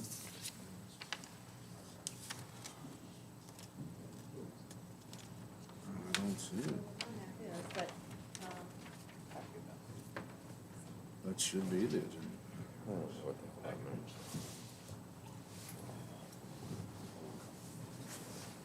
All right, hold on, I'll get it up. In this one, did you go this way or in OneDrive? So I'll let you pause and read that. You know, the point, I found it. The point she made is that, and I'll just read a couple of her notes. Madison is surrounded by larger counties with larger tax bases, we know that. But they also have more affordable housing and available housing. And when the county posts an opening, despite our smaller tax base, we're competing with all of those counties for employees. If those counties pay more, their own citizens are less likely to commute out to Madison. And our own citizens are more likely to commute to those other counties. Many of our employees value the non-monetary benefits of working in Madison, like serving the community, proximity to their family, flexible bosses. But at some point, these non-monetary benefits are outweighed by the significantly larger salaries in other jurisdictions, especially when there is a very tight rental market and expensive housing market. As a result, our young and lowest paid employees often have to live in our neighboring higher paying communities. That's recently been compounded by inflation outpacing COLA increases. Put another way, because of increased financial pressure to buy groceries and other everyday items, where it might not have been worth a $3,000 increase to drive an extra 15 miles before, it is now. This is a right now problem. Spreading out the suggested compensation adjustments over 2 or 3 years won't put the county in a stable employer position. And the compensation adjustments are not designed to make the county the highest paying local government. This compensation adjustments are the minimum suggested to recalibrate the monetary and non-monetary benefits of working here. So I wanted to provide that. That's correct. Okay. Next, going along is one of our bigger departments. The Sheriff's Department, I think, is next. So as Jonathan mentioned, we put the middle section represents the sheriff's recommended salaries in yellow. And then to the left of that, we put our recommendations that we came up with during the comp study. And I want to mention 2 things about this. The top portion of this really is just the positions themselves and what those minimums would start at. This bottom section is the current employees without putting their names in the study. So for example, the first one that says, those are part-time at the top, but the first one, the record specialist, that's a current employee. So that's the list of our current employee base in the Sheriff's Department there, and without putting names in there. And that's their current pay. In the next column, our recommendations for an increase overall in the department is $73,729. And let me note that it would be higher, except we do have a retirement getting ready to happen in that department. And then they're gonna have some promotions as well. So $73,729. The sheriff's recommendation was $114,960. And I wanted to put a note from Captain Estes that Greene County recently performed a comp study, and their starting deputy pay is $56,800. Plus, they give 1% increase on top of this starting pay for each year of service as a deputy in other jurisdictions. So they're now starting deputies at that 58.6. Our recommendation, if you go back up to the top and look at the deputy sheriff position, I think we currently have it at 54,485 for a starting deputy. The market, what we found, this is not the pay scales, but the market, the averages across others on deputies was right at 55,106 at the time that we did the pay study. So this is a lot to digest. Again, the top portion is just the positions themselves. The bottom are the actual employee base for that department. And the top part of the employee base is part-time positions based on 1,040 hours per year. I wasn't sure how many hours to put in there. Some of those might work less. We can ask that department when we have their meeting, but right now, it's 73,729 is the number. And I did put the sheriff's notes on the right as well. All of them.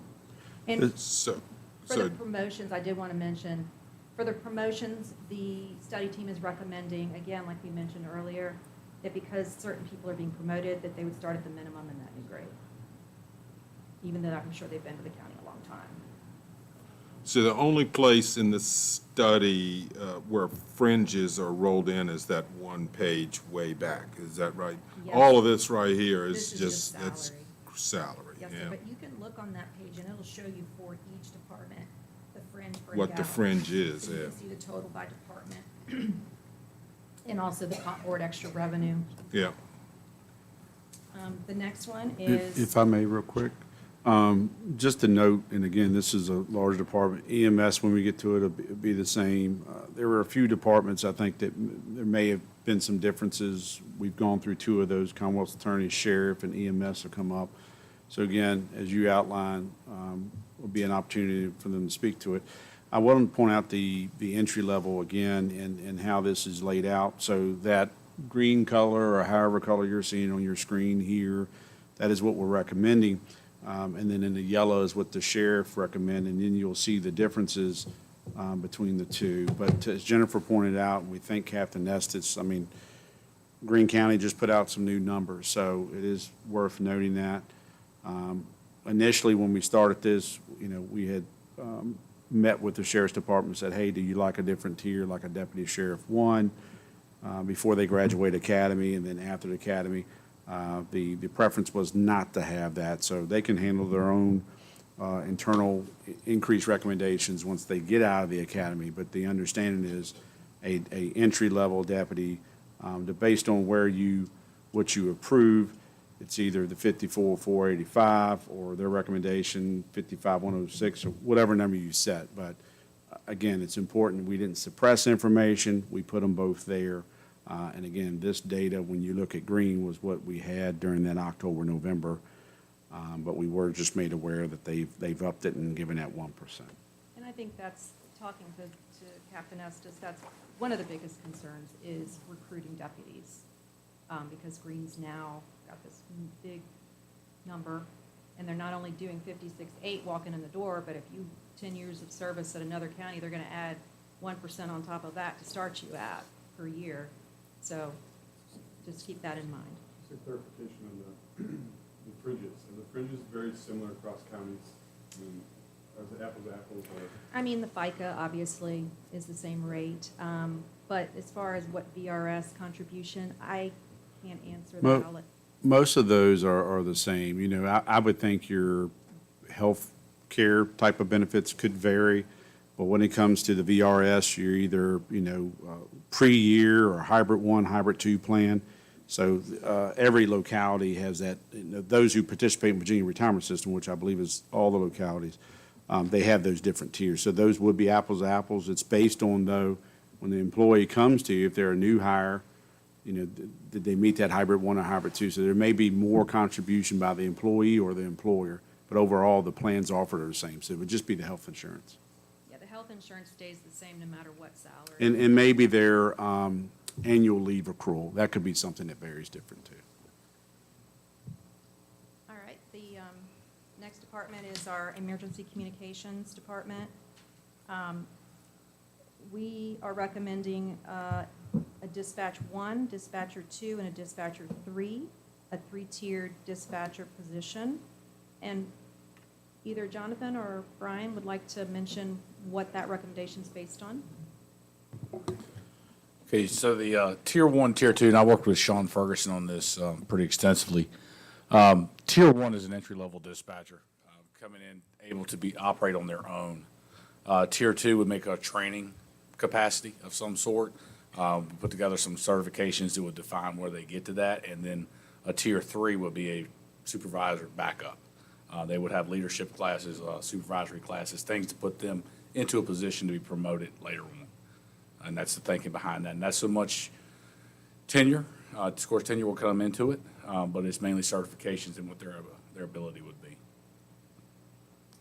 And this is also one of the ones the study team really feels strongly that a lot of the current salaries in this department really need to be looked at.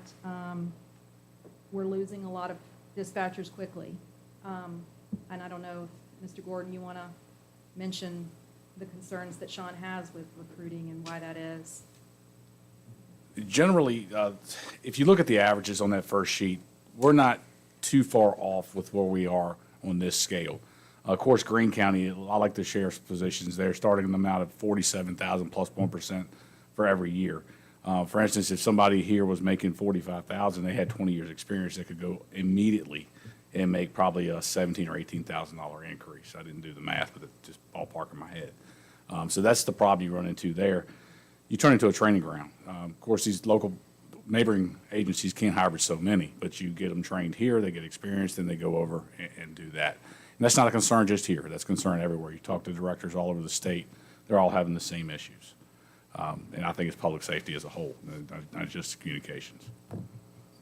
So we're recommending dispatch 1 salary coming in the door would be $40,657, dispatch 2, $42,690, and dispatch 3 would start at $44,825. And I would just like to add, if I may. Sure. If you look at the screen at the current minimum, that's 33,568. Again, we just have one, unless you're a supervisor now, we just have one level of dispatch. So understanding even this new recommendation, we will be behind others. In some localities, this public safety position will be behind a deputy sheriff where there's several. So look, we didn't go through and try to say one position is important to the other. It's just what the market says. But so we may not be hitting 47. What we're trying to make stride is and create those different tiers, a career advancement process, but also trying to take small jumps where we can, because this is about an overall plan and what's going to be palatable to the board and citizens, the input they may have on this plan. So I do want to recognize why it may not be perfect. You're making good strides going from the existing grade 8 minimum 33,568 to a new public safety scale. If you're at that dispatcher 1 credential, you would be at a new recommended salary of $40,657. So again, it's making a substantial adjustment from where that grade level is now, but then you have some pathway between 1, 2, and 3, and ultimately if there's opening, you're able to be trained for a supervisor. So at least it's creating a pathway. We're trying to get you to market, but it is a jump from where you're at now. So overall for the department, I think there's roughly 14 or 15 positions, 50 FTEs. The increase recommended would be $43,333 without the fringes. Next is one of our larger ones, EMS. Same as the sheriff, we did meet with Chief Hillstrom, and his recommendations are in yellow, and our recommendations are in green. And the top just represents, because there are so many of each of those positions, just what they would come in the door, what our recommendation is coming in the door. So for example, an EMT basic, instead of right now, they're a grade 9 starting at $35,000, we're recommending a PS4 starting at $47,000. That's a pretty big jump, but I do believe it's market based on what we're seeing is $48,057 for those EMTs. The EMT advanced is the recommendation's 49, and then the intermediate, I'm confused on this still, that an intermediate is higher than an advanced. I can't get that in my brain, but apparently an intermediate EMT would be 51,890, that's higher than an advanced. And paramedic, the recommendation is the 57, the lieutenant 1 and 2 is 60 and 63. The assistant chief is 90, and the chief at 101, and those are based on actual employees in those positions and their years of service. And the slight adjustment warranted based on emergency management duties within their current position and without fire, without the fire aspect.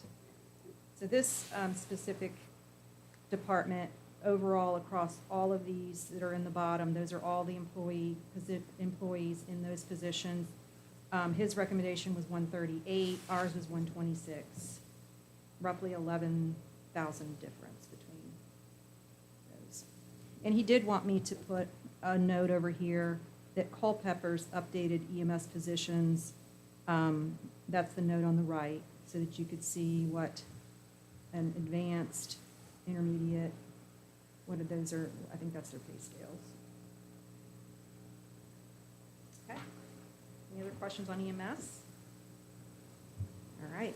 And if I may, I'm sorry, Jennifer, I should have pointed out in the sheriff's proposal, in the EMS proposal, so you have a couple of things that could occur. You can have new hires, so that would be that new pay grade we talked about. But then you have people that are in those current positions. So there was some mathematic formulas that went into that gave a little bit bump to handle some compression. So when you go through the study, if you see, we took names out. So the top half is the positions that exist in that department. The bottom half is the positions without the people's name. But that's where you'll see years of service is different. Well, if you look at an EMT basic and you happen to come across, why is this one recommended more than the other? It's because of the years of service in that position. And that was the math that I put in that handout for you, so you can take that home, is to see how the math plays out. And then the last on this EMS, we do not have fire in our job description, so it's hard. I get it. We still may compete with Culpeper or Orange. Green is the closest to our agency because Green is EMS only and we're EMS only. Building official, planning and zoning, I will note there was no recommended increases. This is one of those departments that we actually feel is at market overall after the pay study was done. So the only thing that really changed was slightly regrading some of these positions, but other than that, the salaries we felt were at market. I should, if I may point out, again, I want to clarify, we're not asking for a new position. When you see master combination inspector new, I approached the board and ultimately they agreed. Combination inspector recognizes either you have a combination of disciplines in one or the other, either residential or commercial. So you can have your mechanical and plumbing and so forth. We have one very ambitious, we have other people in the county, but specifically in this department that wants to seek out getting these certifications, not only in the residential side, which they have all those, they're moving on to commercial. And with plan review, and they want to do some erosion sedimentation as well. And where that's important is whether we have an erosion sedimentation guy, that's their primary role, but they're also trained in plan review and building side or mechanical or plumbing. They're going out to that site anyway, either looking at a silt fence or somebody's looking at the inside, but you can look at the silt fence. So it's not really hiring new people, but that would recognize that individual has a promotional letter that you achieve these things, you get these increases, and would be ultimately promoted to that. So that is not a new person, it's a new position that once that person achieves those metrics, they would move into that. But the goal is you're more disciplined, you're more diversified, you can do more with the people you have. So when you see new, that's a new title, new position far as one will be promoted to. The next is animal shelter. Again, this is a department we felt was within market, so no changes other than we regraded the animal shelter manager. So no recommended increases there, and just to note the kennel assistant, those are part-time positions. The next department is our animal control department. This is one where we created an animal control officer 1 and a 2 position. Again, not an additional FTE, but a way for our animal control officer to be able to advance in his career. So the one currently, animal control officer 1 currently starts at $38,000. That's what the employee's making, and the salary that we found in the market, it's like 51. But with the tier system, we're recommending the new salary at 42,690 for the Animal Control Officer 1, and then as he works through his whatever certifications and items he has that he does, he would go to a 2, which starts at a 47. The Chief Animal Control Officer, we took that from a grade 16 to a PS 9. Employee has tenure that justifies the increase is a note that we put. And he formerly served on animal control and animal shelter manager, so his experience justifies the increase. We are recommending an increase from 62.6 to 74.9. The market used is 67. And I think to point out there, the years of service difference between our current employee and what the market years of service is. Next is facilities. The custodian position currently is a grade 6. We felt that the grade needed to change to an 8, however, no salary was needed to be adjusted. We felt like that one was at market based on our current employee salary. Same with our maintenance technician and our manager. The only thing we did was regrade those, but we do not recommend, we feel like their salaries are right at market or close to it. And on the facilities maintenance technician, he has an employment acceptance letter that has increases based on certifications. So that was another reason why we did not recommend an increase. Getting there. I think there's 2 more. The next one is Parks and Rec. The Parks and Rec Authority Program Coordinator, we are highly recommending that this position be reclassified to align with the actual duties and responsibilities. And I'd like for Jonathan to speak to this position. Thank you, Ms. Warren. This is one that definitely stuck out when we're reviewing. And again, you have 2 members of the Parks and Rec Authority Board that also sit on Board of Supervisors, so may have some input or thoughts as well. So the program coordinator by title is that. But this individual, their position, they do anything from set up, coordinate programs. They deal with budgeting and finances for PRA. They staff and set up these events. So it's more than just a typical coordinator role that you would find in, say, a Parks and Rec program in Culpeper, for example. Curious what 2 members sitting here today, but it may be more appropriate, or I would recommend reclassifying that to an assistant manager. There's no doubt that if that manager was out, that individual could fulfill that role. They may be doing some of that now, but with the finance, coordinating program, and the various things they do for that department, they are well beyond the coordinator realm. So that's where the reclassification, moving from a pay grade 14 to a 16 is recommended, as well as the salary.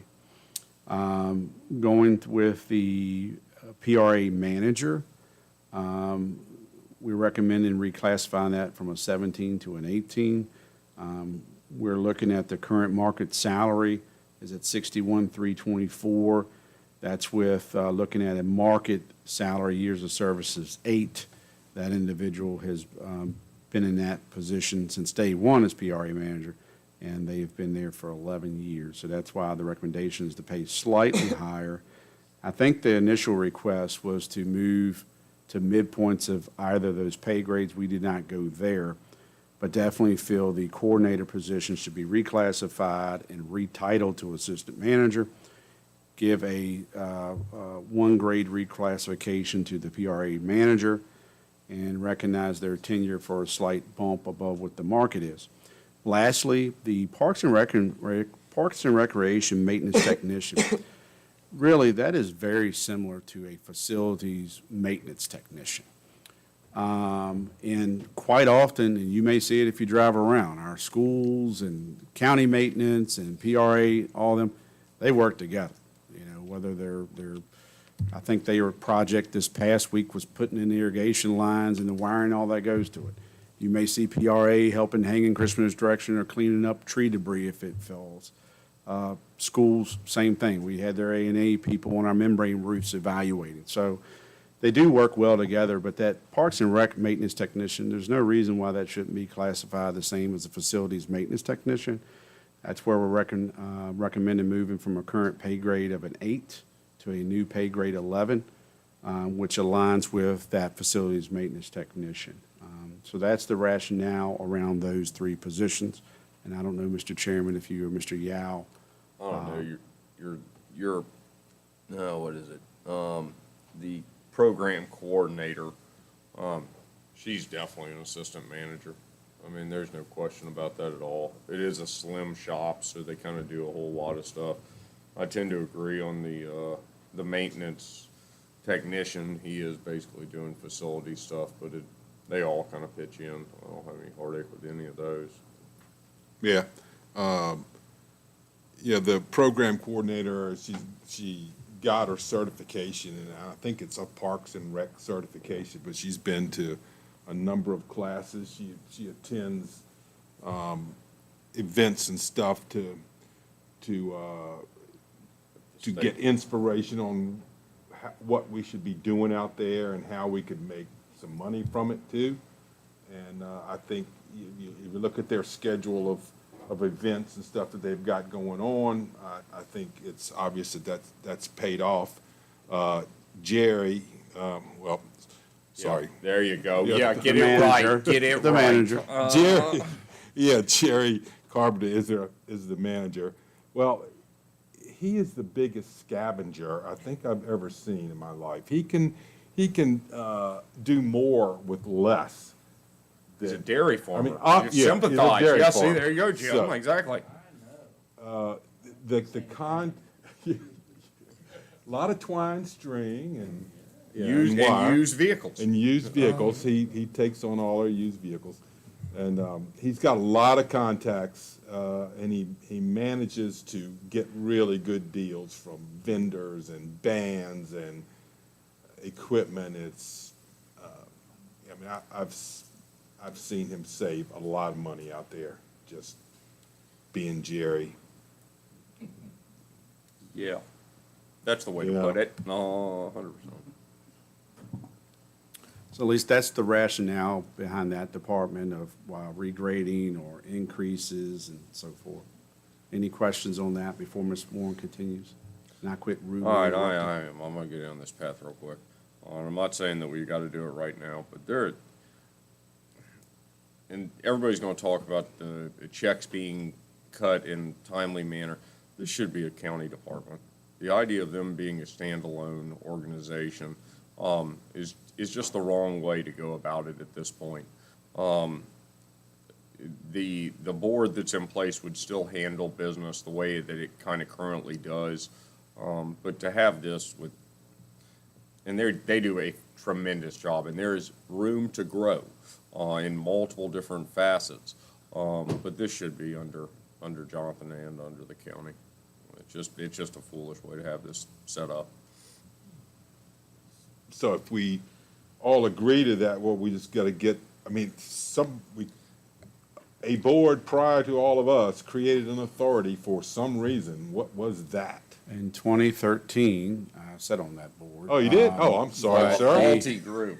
And that, I may have failed starting right there with that. At that time, there were some changes in the county. There was one director position that was over Parks and Rec, facilities and maintenance, animal shelter, the list goes on.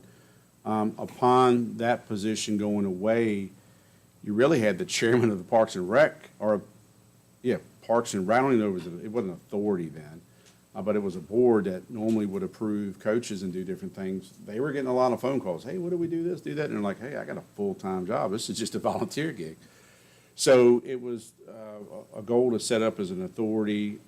There was a lot of concern initially about, well, because authorities can borrow money, this and that, but they really haven't gone out and try to over-leverage. But as a way to get it moving forward. The county had purchased that property back in, I want to say 2002, 2004. and it really needed some life, if those programs are going to continue and you were going to expand or develop that property, you needed a way to do that. So that's really the origins of that. If the board's purview is to move forward with that, my recommendation is we would consult the county attorney. Naturally, you need to have some discussions at your Parks and Rec Authority board. I'm sure they're going to have some questions, include employees, but that's a direction you all set, and then we would work internally to make that happen. I would Okay. say if that's a objective, maybe you go back and revisit Goals list? the list that. Oh, yeah, that's a good, And great. just add that as number 5 of to. No, we're already Okay. we're already operating as payroll for these folks. We deal with the whole benefits package. I'd say when their department comes in, we need to talk to them about it. Cardy and I certainly will talk to them at their, at our meeting. And on top of that, we probably should task Hannon just to evaluate and see what it would take to bring it back up underneath the county. They have at this point, not Parks and Rec, but what is it, Support Hoover Ridge? Yeah. Is a 501c3, so that takes care of that aspect of it. It just, it should be part of the group. There's no reason to have it as a separate entity and have to be shifting money back and forth. It's just not a good way to do it. Y'all want to go down the path, see what Hannon has to say, and does that work for everybody? Thank you. Please. All right. Last department is our Economic Development Tourism Department, and the Visitor Center Assistant is part-time, so there's no recommendation there. But our Director of Economic Development and Tourism is currently a pay grade 24. She's been with the county 9 years, and the market across all the other county average is 100,739, 5 years of experience. The new pay grade that we're recommending is a 26, and our recommendation is to get closest to the Orange County salary, which is the 92,215. And I think, Jonathan, is that based on the size? I think that's what we discussed. It's not necessarily the size per se, but it's, years of experience. This position, it's labeled Director of Economic Development and Tourism. So while that 9 years recognizes Tracy at that capacity, for her job description, if you would look into it, it also has the chamber element in there, and that's kind of how she came to that position, was from the chamber.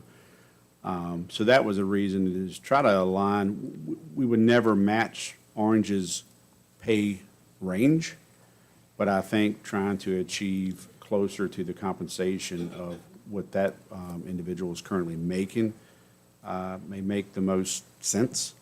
And that's kind of how we came about that position. So it's not recommending going to the market salary used of 100,000, but recognizing those various functions that they do perform, as well as their current years of service versus the surrounding county's average years of service. All right, and then just going back to the summary, which I think is page 12 of the PDF, I just want to, again, let you know for, and it might not be page 12 there, it's probably page 14. You want the summary salaries all with the fringes? Yes, please. Okay. So just keep in mind, again, one more time, the yellow highlighted, that's a change from the first version. I did highlight it in yellow. I had the wrong comp board funding amounts, so it was to our advantage because our treasurer is projecting more in increased revenue.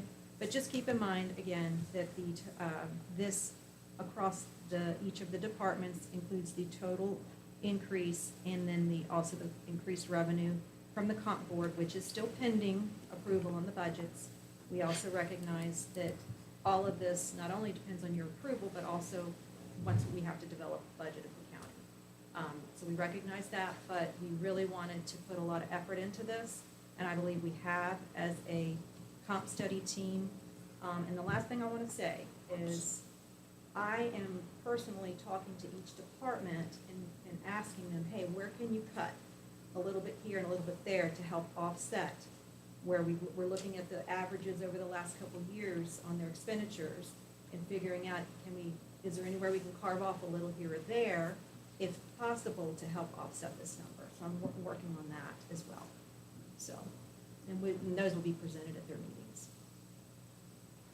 Any questions? This is so much better 58. than what we got from Springstead. They did a terrible job, just terrible. And I know I'm saying it publicly because they did a terrible job, especially for the amount that it cost. This is something that either agree with it, don't agree with it. At least it is our document. It is very good and has been well thought out. I gotta say thank you to all y'all for doing it. Other than just general, anybody have general comments on this? I mean, please, Jim, go ahead. Well, I want to follow on your comments. I think this is an excellent study, and I commend Ms. Warren, Mr. Weekly, Mr. Gordon, and Ms. Strothers for undertaking this. There is one component I wish could be part of any compensation study, although it would be cost and time prohibitive and it would be difficult to quantify, but what is the work and responsibility differential from county to county for a given position? And I think that some folks individually do take that into consideration when they decide whether they're going to leave Madison or stay in Madison. But I think that's been somewhat of an intangible in this whole conversation.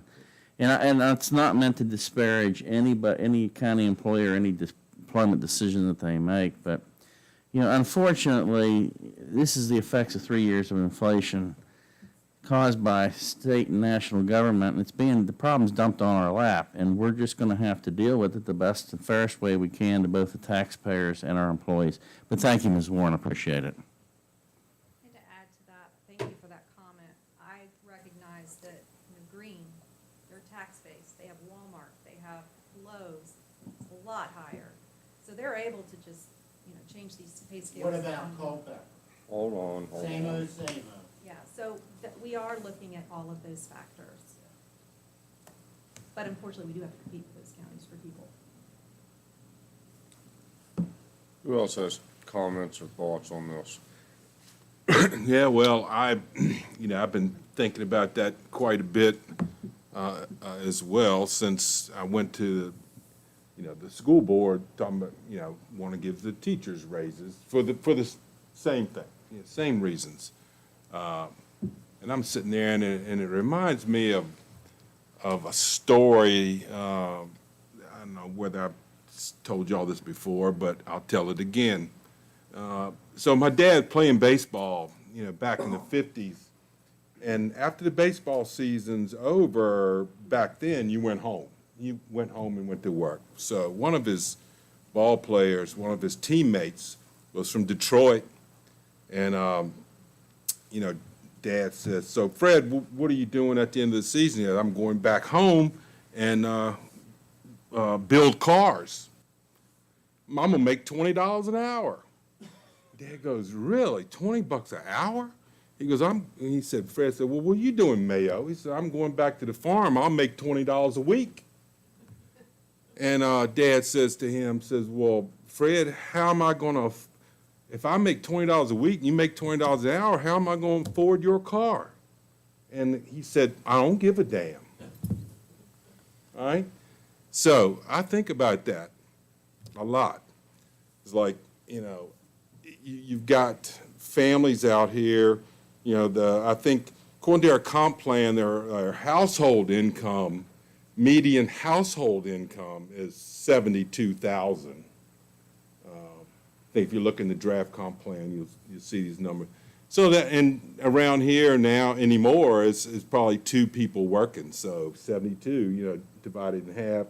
So you got two workers making $36,000 each, in salary, and then I'm going to turn around and try to recommend salaries that are well over what they're making. It's all relative, but and that kind of stuff just plays out in my head. How can I afford it? I don't give a damn. I can't take the I don't give a damn position. But I recognize what we're up against. I recognize the value of our employees, and when we're going through all these things, many of them I do know what they do, and you know how they take care of the citizens of this county, and it's a tough spot, but we'll figure it out. And I do think that, too, in other localities, a lot of departments have a lot more staff than we do. Our staff is wearing a lot of hats. There's a lot of extra administrative staff that they have. So all of that does need to play in as well. Those, having additional staff has pros and it has the con side of it. Madison's in a unique position, and it is somewhere that I think there is value, even though we are in an extremely competitive field at this point, which is different than in the past. Madison has a bunch of perks that are hard to quantify. I mean, your commute from home is challenging, Mrs. Warren. I mean, really, you don't. What do you hit, like 2 stop signs? Or 1? I mean, it's just, there's perks here. What do you say back here? When I think of the different components, a couple of things come to mind. One, the easiest one to think of, and we'd have to ask each other department, but like treasurer and commissioner, I think those ones, if we were to dive in, you know, or do you have to be specialized in this certain knowledge of this tax code or collection and so forth. So those are areas that I would implore we talk to commissioner and treasurer. When you get into other departments, you know, it is doing more or less what we try to develop. You know, we don't just stay in silos. So, you know, executive assistant, for example, we don't say just answer the phone and get Jonathan coffee. One, I don't do that. I get my own coffee. But it's, hey, can you help HR, for example? You know, they do all of our compensation board reimbursements. They do all the insurance, VACOR listing, payroll, the list goes on. That can overwhelm a person. Well, can we use other people or talents or skill sets or time? So that's where I think we are a little more unique. We are small. The expectation is to do more or less. That's what you're trying to do, but it's also trying to ways that fine line. Yeah, volume of work could be a little different. You know, I know we looked at some data on call volumes from different counties, and that's probably why we, you know, are slightly behind on things of that nature. But we do more with less. Tenure should be something. I haven't looked at everybody's tenure as far as memory. I know the department we worked a lot with lately, just looking at their scheduling was EMS, but it's alarming of how we've become a lot younger, if you will, not necessarily by age, but years of service in the department versus some. So that tenure and all could go away or does go away in some areas, and that will matter. Where could it matter? It could matter in departments like Commissioner or others where we're a pretty tangible community where you want to see that person and deal with that person like you would your banker and so forth. And the folks here, they know those people, and I think for that reason give better service. But overall, I know you have to balance everything out. I've said this to each individually, privately, I'll say it here publicly. I think if there's a number one priority outside of some of these capital projects you have, invested in the people is doing that. I don't know the school's formula or how they got into the numbers. What I am proud about this study, regardless of where you may land, is that we have by every position, the public can see, you all can see, is how we arrived at that. So, but I do think we do more with less, and at least the methodology we try to apply is not fluff. It's out there for everybody to see and for you to evaluate. And one example of that is HR. We have one FTE working in HR. Other counties have 3, 4 people, and if that one HR person left us, we would be in trouble. So we do have a backup plan. However, we want to make sure that we recognize that we have smaller departments. So when we look through these things, are the titles that have deputy in front of them, are those folks they are ready to step in, they're qualified to step in to their direct support So position for the most part. I would answer it by this, so you have a deputy, and then you have like chief deputy, for example. So when you hit like treasurer and commissioner, they have a chief deputy. Absolutely, that person could step in, whether that person, their superior is out on leave or training or whatever it may be, that they step in, and they currently do that. Brian, his role as deputy county administrator, if you look at our, I don't know where I saw this, is one of our policies in my late night reading. There's a difference between the definition of assistant and deputy in their capacities. That capacity means in the absence of me, Brian has the authority and the abilities to step in as deputy. So that may not be true. When you look at deputy treasurer 1 or treasurer 2, that's not the same as a chief deputy in the commissioner or treasurer's office. Deputy in the sheriff's office, not the expert, but they are not, that would be a major and/or captain or something of that caliber that would help fulfill those roles. That's a constitutional office as well. So you have to look at it by department, and chief deputy would be a yes. A regular deputy in that question would be a no. All right, I got one more easy one. So I'm looking at public safety pay scale and non-public safety pay scale. Both of them are safety pay scales? Just curious. Okay. It should be non-public pay scale, not safety. Well, the public safety is just to describe it's a non-public safety pay scale. So you could call that, Non-public. yeah, you try and differentiate between the two pay scales. It's just the controlling factor here is it public safety or not? We can call that whatever you want. Yeah, I just, Yeah, thank you. That's Oh, very just- witty down there. one of those things, Yep, a little levity. yep. So we'll call that pay scale and just recognize if you're in that public safety arena, then it would say public safety pay scale. All right, Any other questions for us? thank you, Mrs. Thank you very Warren. much. You have other things before I roll through some? No, just the costs? last thing that's on this page, and we can edit it to make it on that page, but the General Assembly, back during the Northern administration, they passed these minimum wage standards that are different than the federal government. So not only do we monitor federal government regulations, marijuana rules, or salaries, there are different ranges. So what this specifies here, and it's in the narrative as well, we're in that 2023 to 24 range, which is a $12. The objective or law by the General Assembly at that time was by the year, I think it's January 1, 2027, you hit that $15 per hour mark. So when you look at this scale, what is now the pay scale, excuse me, I almost did it again, that will get recalibrated based on law. Understanding we have to follow that the minimum at some point, this will be $15 an hour. So I just wanted to point that out as a last note. Yep. Talking with Cardi, we kind of went back and forth on, probably should go through a handful of some of these known costs that are out here currently, just so that everybody is aware. And we do have a meeting with the schools tomorrow. None of this is set in stone by any means. Right now, the schools have a $700K, need $700K for their operations budget as proposed. That's not taking into account their salary studies. That's gonna be somewhere in between $400 and $500K new money. Yeah, 700, just to Just cover operation. the 5% increase in October. No, well, it actually was effective in December, December but 1st. that, from the governor's budget, okay, so. And then you've got a handful of ARPA and ESSER positions that they want to preserve.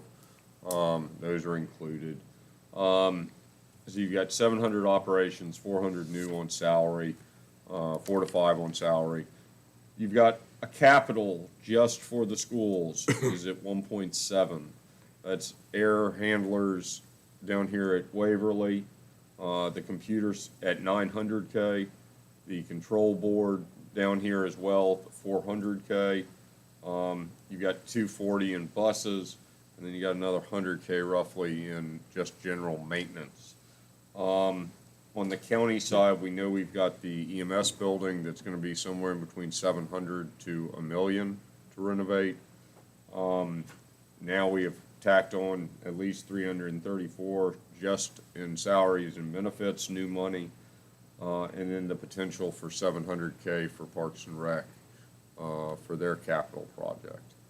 Which ones am I missing, Carson? Yeah, that's what I've got. I've got a total of all that stuff together of 4,000,008 thereabouts.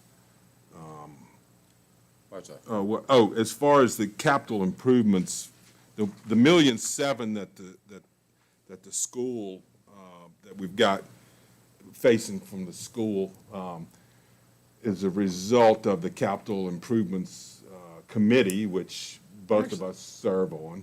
And it is actually going real well. Yeah. Like all these items on here, from the air hand, we've been talking about those for like a year and a half now. So it's kind of going through the whole vetting projects and having Jonathan involved and Brian and then Dr. Timmons, adds just a tremendous amount. Looking at their capital needs moving forwards, the question has come up whether or not if we do borrow money, are there things that we should be lumping in to go ahead and take care of?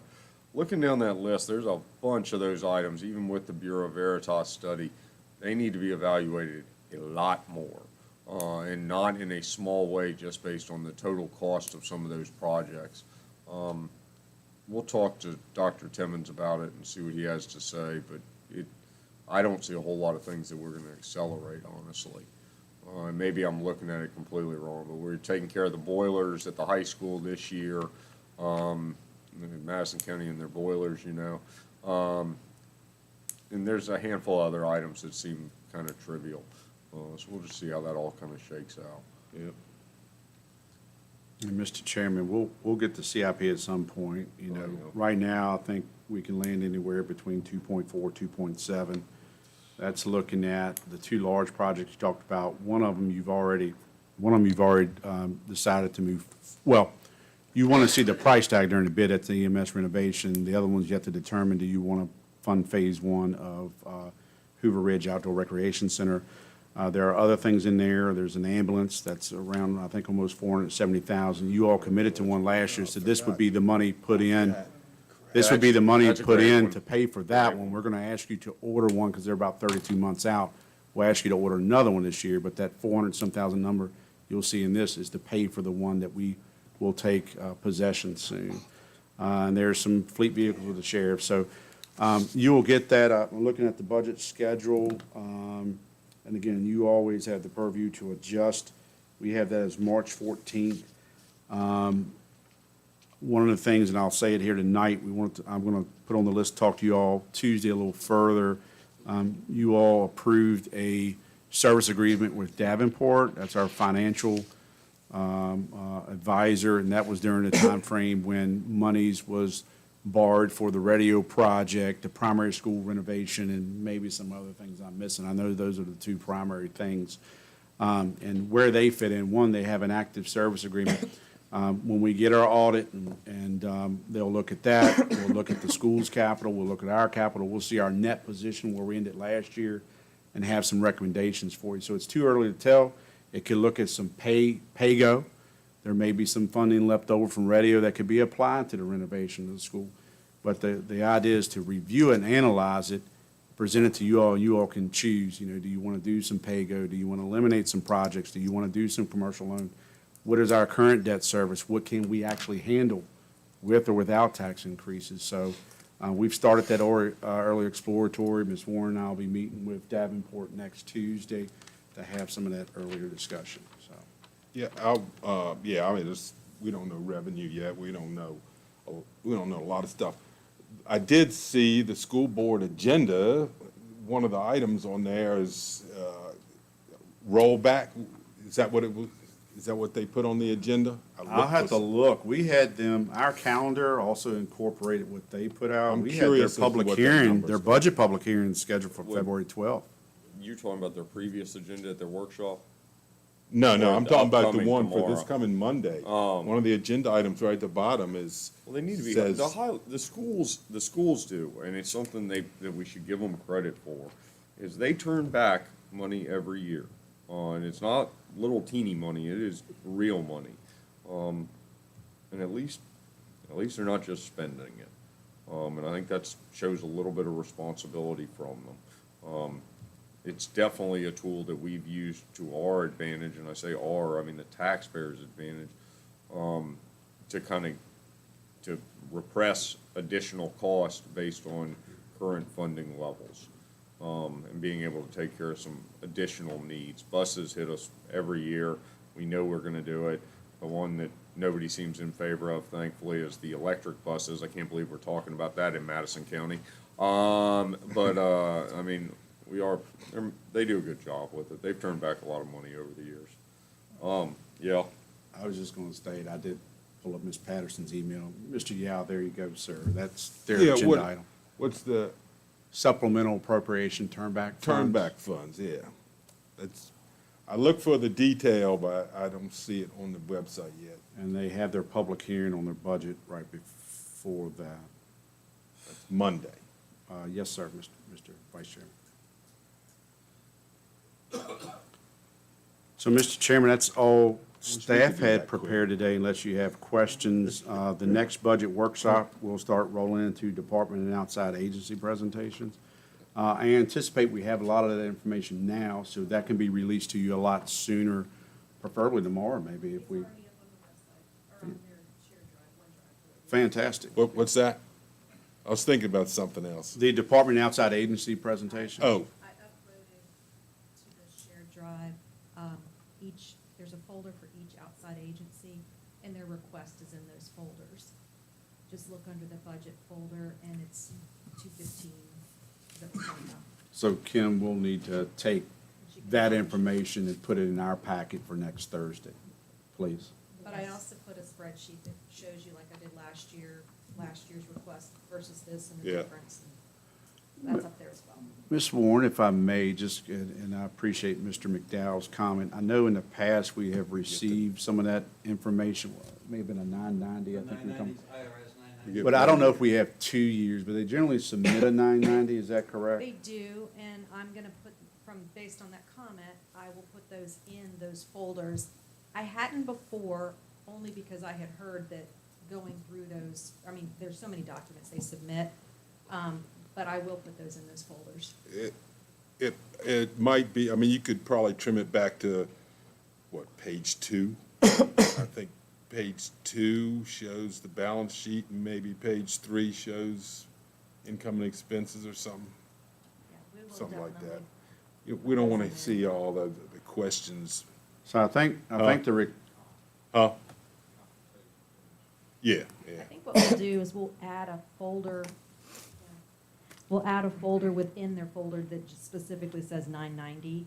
Right. And put it in there, so you know that's where to go for their 990. I think the request was for the board to look at that, so we can put that in your folder. We may not jam all that in the packet. If there's certain requests for certain agencies, we can provide that to someone that may ask, but if you do load that whole packet, you're gonna be, who knows how many pages. It's gonna be exciting. 90 each. Oh, yeah, each, yeah.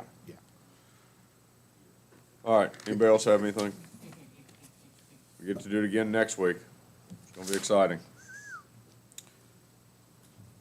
So, All Mr. right, Chairman, the public, comment that I will, Yeah, we got you. the comment, I will email department heads tomorrow that the board has said that their time to make comments will be during their scheduled budget Yeah, presentation. Okay. yeah. Everybody good with that? All right, public comment. Several years ago, when the board created the Department of EMS, they also adopted the policy of an ALS response 24/7. The sweet spot in that is the paramedics. They are by and far the most important component in the EMS response. And all I'm suggesting is when you get to that line item, view it very carefully.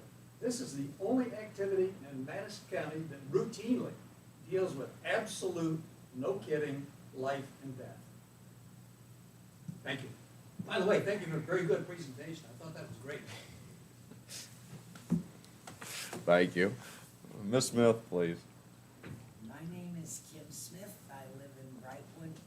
And before your next session, I was planning on being here earlier. I have a few comments. First, I want to recognize the Board of Supervisors that ended December 31st, 2023. You all were without doubt the best board I have seen in the 19 years I've been here. I don't know enough about Mr. Buchanan, but I have every hope and expectation that you will be equally good and better because you will need to be. 12 years ago, my husband wrote a letter to the editor about the path Madison appeared to be on toward unsustainability. If we're not there now, we are much, much closer. There are a number of obvious reasons. Past boards have made hideous decisions that were costly, both in the short term and in the long term. The state loves to spend local money, and that's called unfunded mandates. For 18 years, we have been asking for a list of those unfunded mandates and what consequences there were for not funding them. This is really ridiculous. We also have economic development questions, and I'm going to depart from what I had prepared. Hoover Ridge had a presentation from Virginia Tech on what it was intended to be. My husband and I were one of 12 citizens. 4 more than attended the impaired waters presentation. And in that, it was a facility that was clearly multi-generational. And that included a swimming pool, because there were to be senior citizen hours and school team hours. There was to be a building that could be rented for games, sort of a micro version of what Fairfax has. We also don't have targeted economic development. I've spoken to people who moved even on the 29 corridor. If they were not on the 29 corridor, they're not supported. We need, and that should go on your list, greater community engagement. What do people want? What would they financially support? To make us more self-sufficient, if the Chicken Little Sky is Falling group gets their way, in which case farming and forestry won't even be an option, but nor will life, but that's neither here nor there. The current comp plan, if, big if, the statistics are correct, indicates that 14.3% of the residents, the adult residents of Madison County pay the taxes. That's R1. When you look at other statistics in that document, it indicates that all farming and forestry is not beneficial to the county. And there might be a few problems with the lower range the present company is accepting that needs to be examined. How do we do that when we're not doing economic development to expand the tax base? The quality of education, and I know more about that than I ever wanted to know about, with no grandchildren and children in their 40s, is not what we need. We need to get a return on our investment. We need to have expectations for our children, and 30% score on the SOLs is not satisfactory, nor is a 5% annual improvement. And finally, the county is getting older. We definitely aren't doing a 2.1 replacement for the population that's needed. We're not capable of it. We're also on fixed incomes. Those numbers are going to grow if we don't start doing proactive work to get people educated or trained enough to stay here with jobs that pay them decently to stay here. We cannot, as a county of 10,000 registered voters, compete with 44,000 citizens in Orange. God knows how many in Albemarle, in Charlottesville. It's apples and oranges. We need to figure out how to get to the point where we have not only the beauty and the recreation, which we do a terrible job of advertising, by the way, but how to get people, gee, I'd love to live here, gee, I'd love to raise my family. Obviously, within there's a list, there's a lot that needs to be looked at. I want to thank Mr. Jewett for recruiting JMU to develop the template to do a strategic plan, and hopefully for staffing the group to do the plan. It will help with prioritization. What do we need to address and how the issues should be instructed? I realize you've got a lot of work before you, but I'd like to make one more point, and this goes back to the education situation. I'm pleased to be still standing here because when we did Constitution Day, the majority of the middle school students who commented on how the Constitution benefits your family said the Constitution gives you your rights. Well, I got news for you guys in government, whether you're federal, state, or local. That isn't what it says.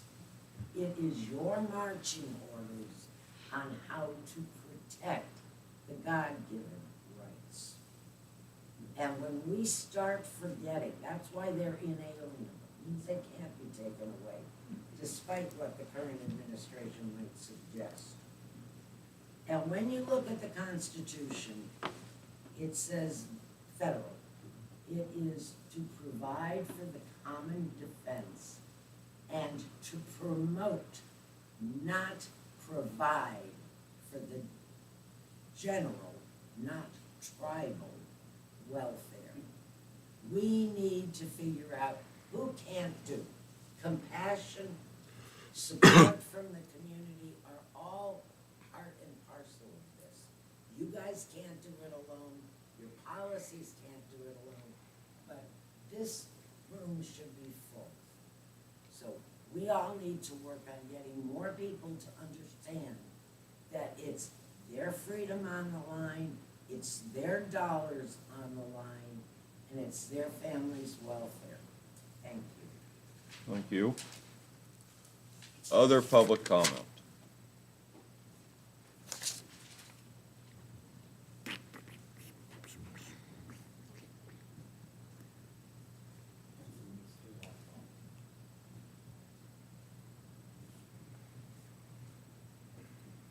I'm Bill Walthall, live at 1450 Wilderness Road on the northern end of the county.